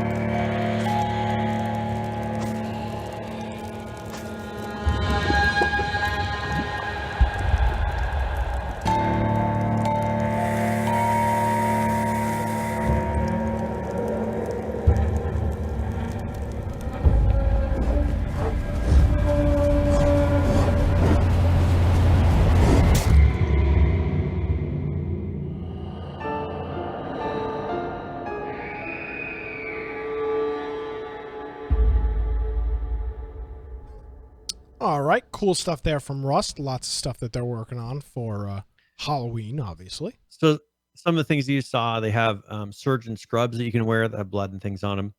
They added a fogger in there. Cool. So fogger 3000, you can have a fog machine. That's super dope. They have candle things that they added. You saw there the candles lit up. They have that skull door knocker that had the flames come out when you knocked. They have a skull fire pit. A spooky speaker, which I'm not sure 100% what that is. It says Spooky EX11, which is the turn it up to 11, I guess, joke. Yeah. Pretty funny. I guess. Strobe light. And then a strobe light. That's freaking awesome. Some interesting items. This puts Ark on the oh, you have to buy these. How much are these? Let's take a look. How much is the fogger? Oh my god, it's $10. $10. Jesus. Hold on. How much is the strobe light? All right, let's see this. Okay, that's $4. That's realistic. $4. Okay, let's see. Well, how much do you think the speaker? As long as you get to remake them. Yeah, I don't know how this works. I wonder if it plays music. The speaker's full. Yeah, I would assume so. Yeah, frighten your guests with creepy and spooky Halloween sounds. Ooh. Ooh. Oh, yeah. I mean, this is how they kind of do it rather than doing DLCs and everything else. So you have to buy it and then you have to craft it. But as long as you can keep crafting them for all time. Now, to be fair, Head Neophyte does say that the Spooky Speaker 3000, no, excuse me, the Spooky Speaker looks like the least unspooky thing. It's just a regular speaker. I know. It's a spooky speaker. It's like they made a block, and the thing is, it's just a block. I mean, look at the. It's called the Spooker. Oh, now it makes sense. So look at the texture on the speaker. Yeah. Like, it's just a flat image put over a box. Like, it doesn't even have any geometry to it. I mean, give us your cash. We just want your cash. Yeah, for sure. There was a Shadowfrax video. I'm not sure if you wanted to bother. What do you think? It's a long one. Yeah, let's not do that one this week. Well, nevertheless, you should check it out. You can go check it out. YouTube.com/Shadowfrax. SHADOWFRAX. Shadowfrax. Search him up, and you can check out his video this week if you want to see it. One thing that they're going to be doing now, it's through October 22nd, through today. So Xera is 75% off through today. So if you don't have it and you haven't purchased it yet, you have until today to get it for 75% off. But he came out with his update number 5, which one thing they did is they added a voting system for helicopter transport and a UI for that. They added Twitch integration. So that'll be coming in future patch. You can connect it. So you can connect your Twitch account to your Xera account, and then Twitch drops will be coming in a future patch. Pretty typical. Humanoids. They added a new AI type stalker, which has more HP, does more damage, and is faster. They have a higher chance of spawning at night. Stalkers drop military loot.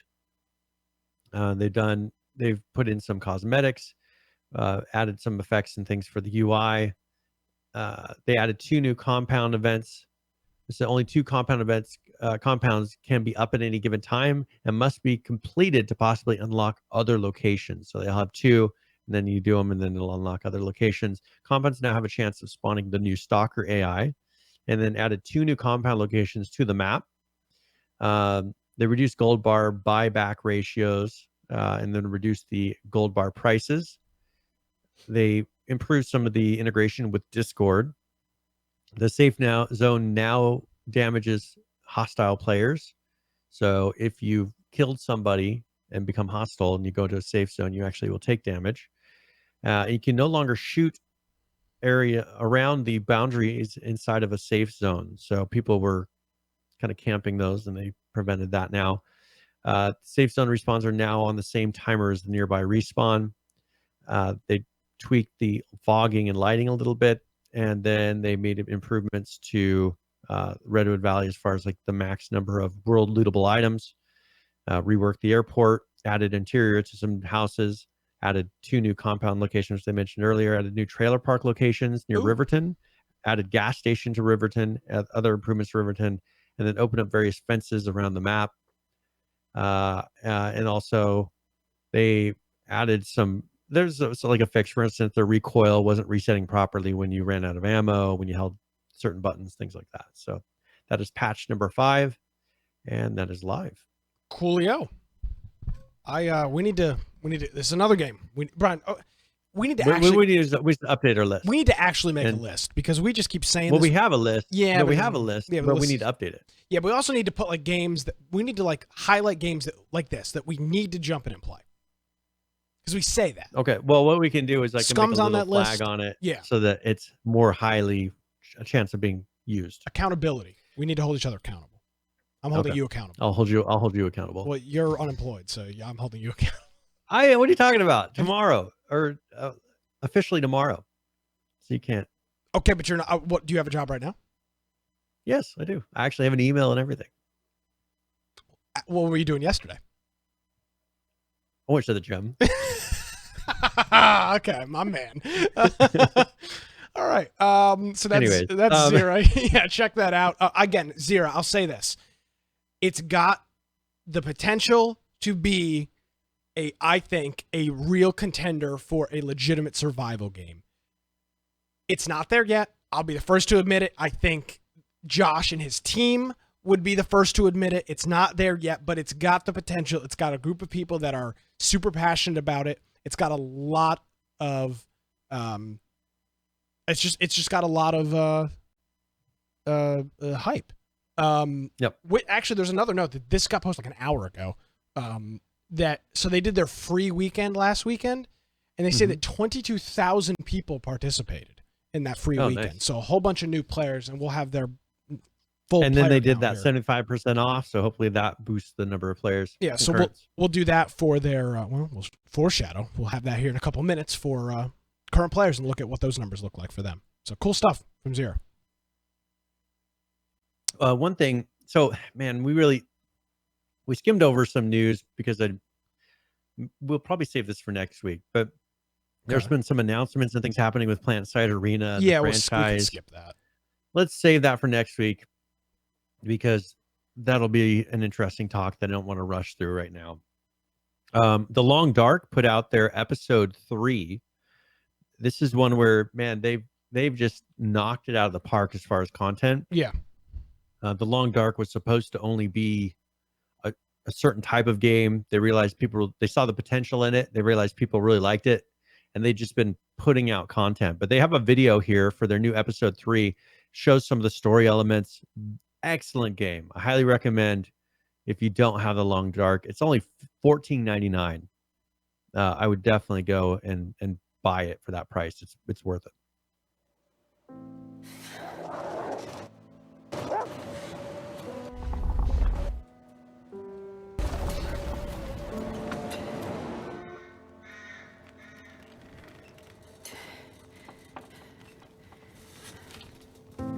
Found you out in the snow a few days ago. You're half frozen and then feverish. Judging by those cuts, you've been dealing with more than just the bad weather. I ran into some trouble on the other side of that tunnel. By the looks of it, I'd say the trouble ran into you.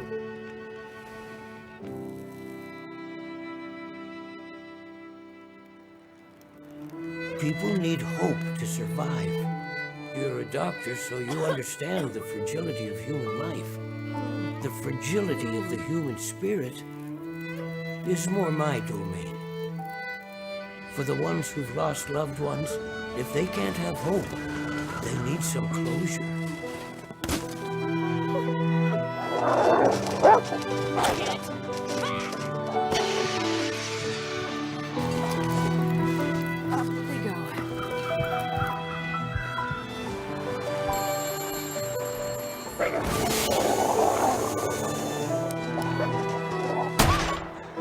There's different ways to hurt people. Some ways heal, other ways never do. We don't have time for this, Astrid. You need to do this, and soon. I'll fix it. Promise I will get there.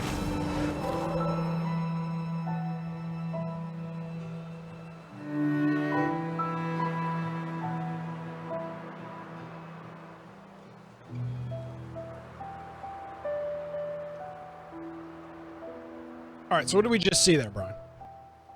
So this is their third. It's a free update. So one thing that they've done here is, so initially this was just kind of like an open world survival sandbox.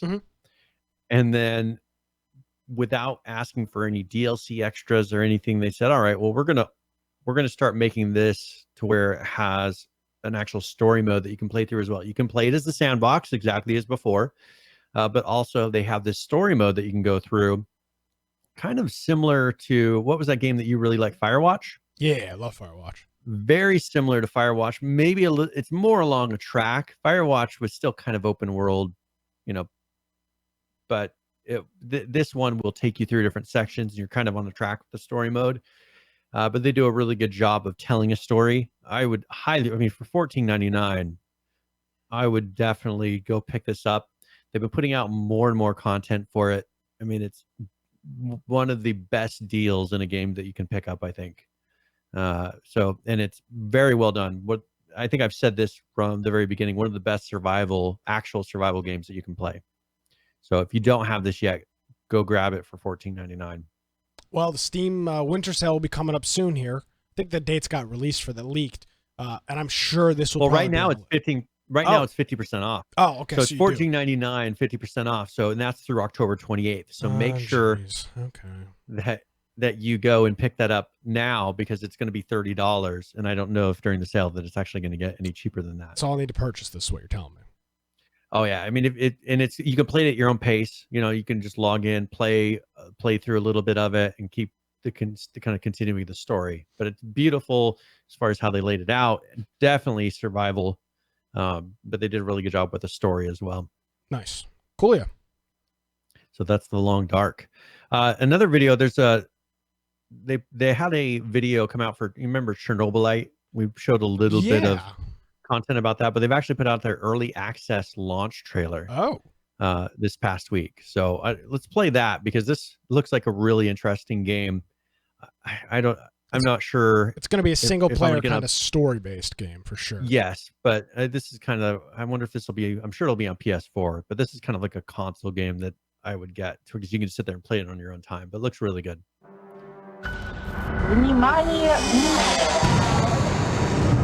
Chernobyl. It took everything from us. I was there again and again. It spawned anger, miracles, and the dangers beyond our comprehension.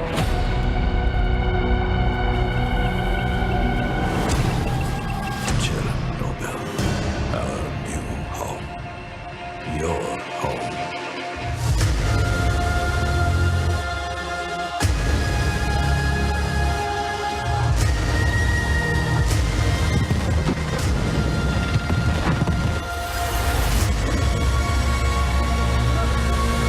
Chased like animals.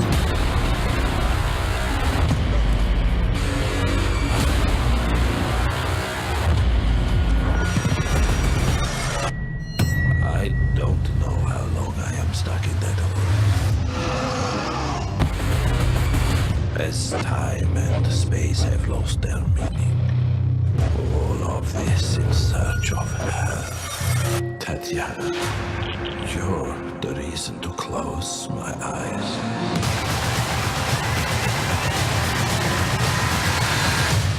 It's not about how I face my fears. It's about how I survive them. I'll tell you what, that was one of the best trailers I've ever seen for a game. Yeah, they did a really good job. And really good trailer. You can get on early access right now. It's $29.99. What's the reviews of it look like? So far, mostly positive. 550 reviews so far, mostly positive. As in our chat, Cabbeats X says, the game is quite buggy at the moment, but good. But it did just release this past week. I'm sure they'll be putting out a couple updates for stability. I'm not one. So. I think as I get a little bit older, I find this to be different. I'm not one that typically found myself to be swayed by advertisements and trailers and whatnot. But watching the trailer for that game really has me interested. It was a really good trailer. Most of these early access trailers kind of blow. Because I just watched the HBO TV show when it first came out, the 5-part miniseries about Chernobyl. Watching this trailer is reminding me of how good the TV show is, which makes me want to play the game.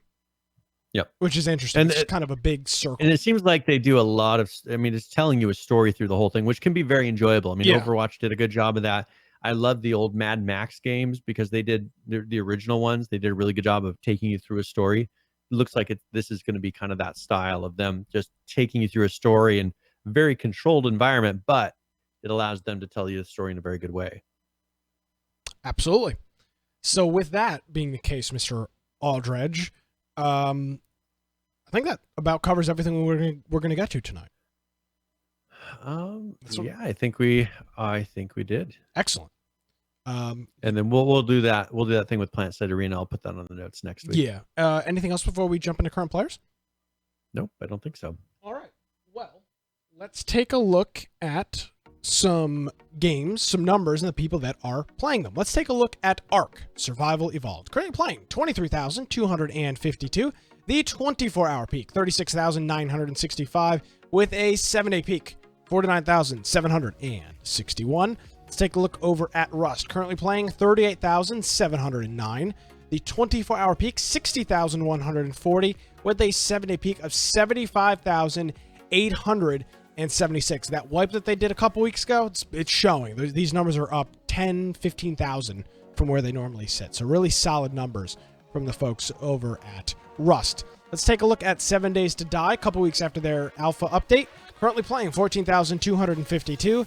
The 24-hour peak, 18,059, with a 7-day peak of 25,677. How about Miscreated? Currently playing 560. The 24-hour peak, 806, with a 7-day peak of 978. And finally, Xera Survival. Currently playing 313. The 24-hour peak, 612, with a 7-day peak, 732. And that's going to do it for current players. Those are the those are the numbers of all the games that we have talked about. Well, some of them, at least, that people are playing. So good stuff. And it looks like Xera picked up some concurrence because the free is over. Yep. Right. And those are people that actually purchase the game. So it looks like it's been boosting their numbers. So hopefully that keeps up. Something interesting about Miscreated. I don't know who, but I was looking at their chart, obviously, when I was doing the numbers, and somebody must have been streaming Miscreated. Somebody large must have been streaming Miscreated today. I can't find who, but I went to their 1 week peak, and they had like 3,600 people watching on Twitch, which is like 4, 5, 6 times the amount of people playing. So somebody big must have been streaming that, or streaming in the wrong category maybe. But hopefully that boosts those numbers a little bit for sure. Yeah. All right. Well, are you ready for tip of the week? Yeah. What is that? All right. So we're going to go through and either give a general gaming tip or one where I go for a specific game. And since we're going to be playing some Call of Duty, I'll do that for tip of the week. You better be good. It will be.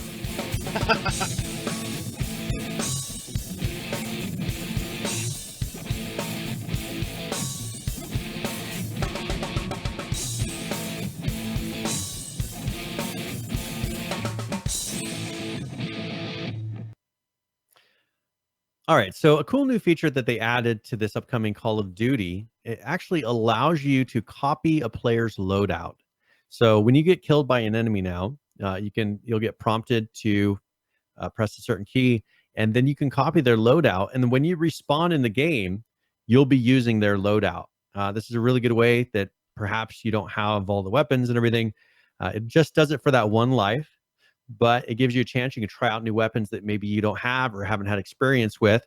And that way, maybe perhaps you have some really low-powered weapons and you're playing against some people that have better loadouts than you do.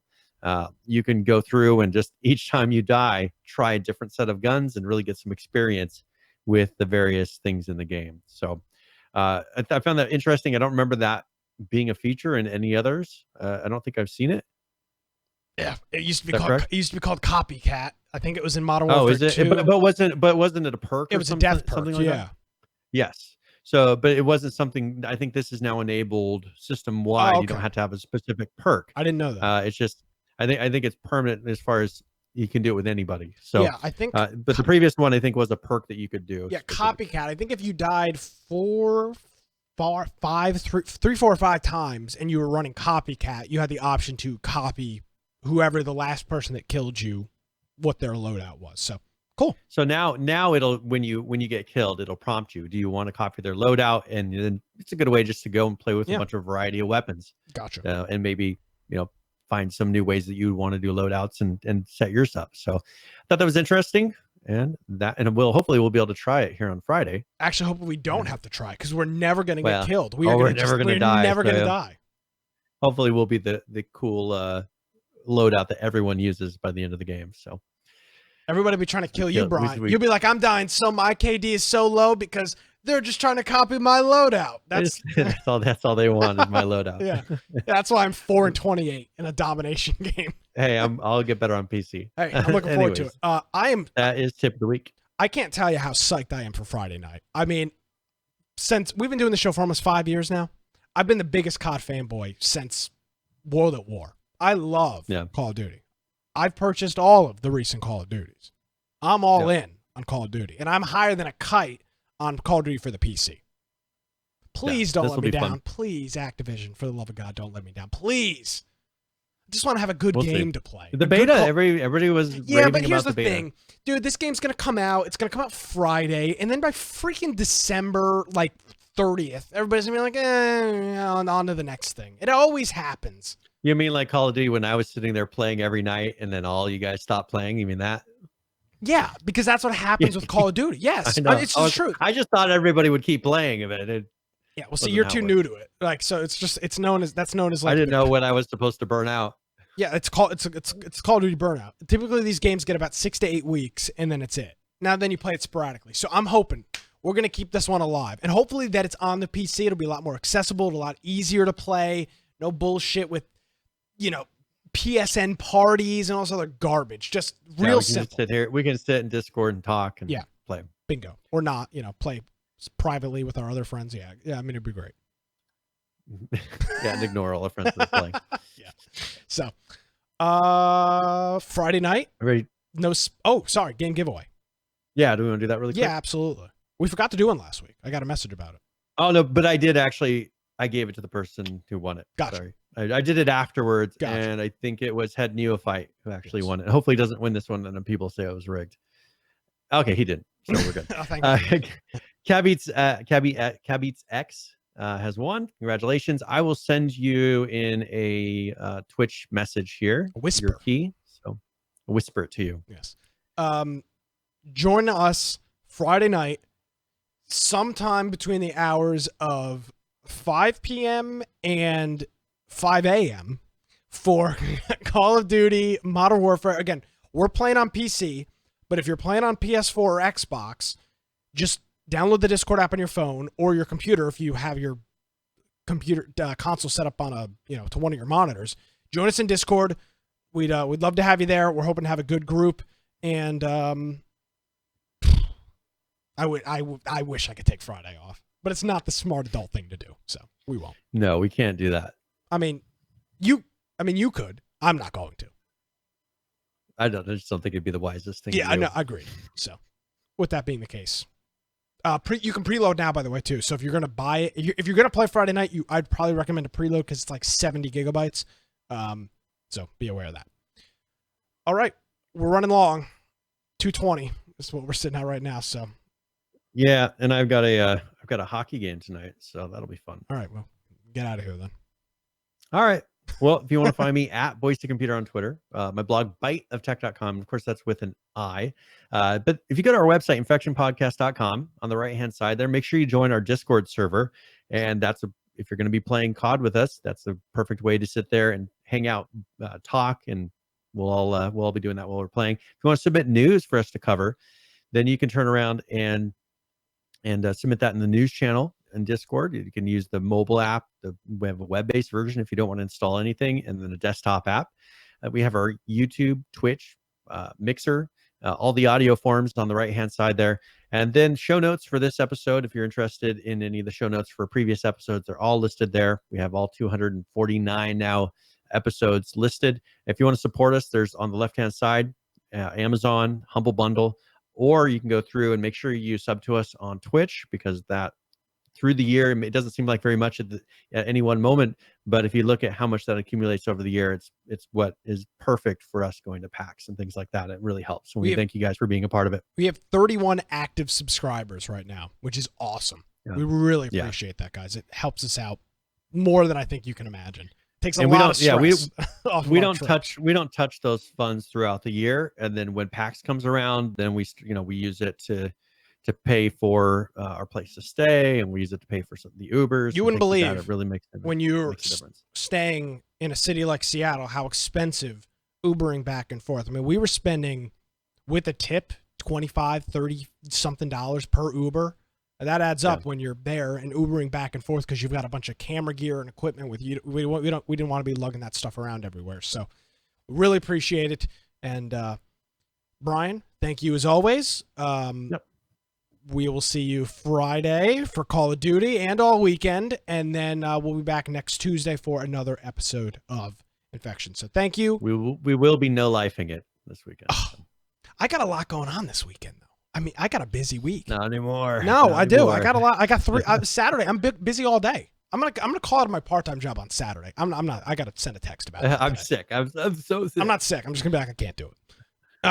So I'm gonna do that right after the show. So thanks, Brian, and we'll see you next week.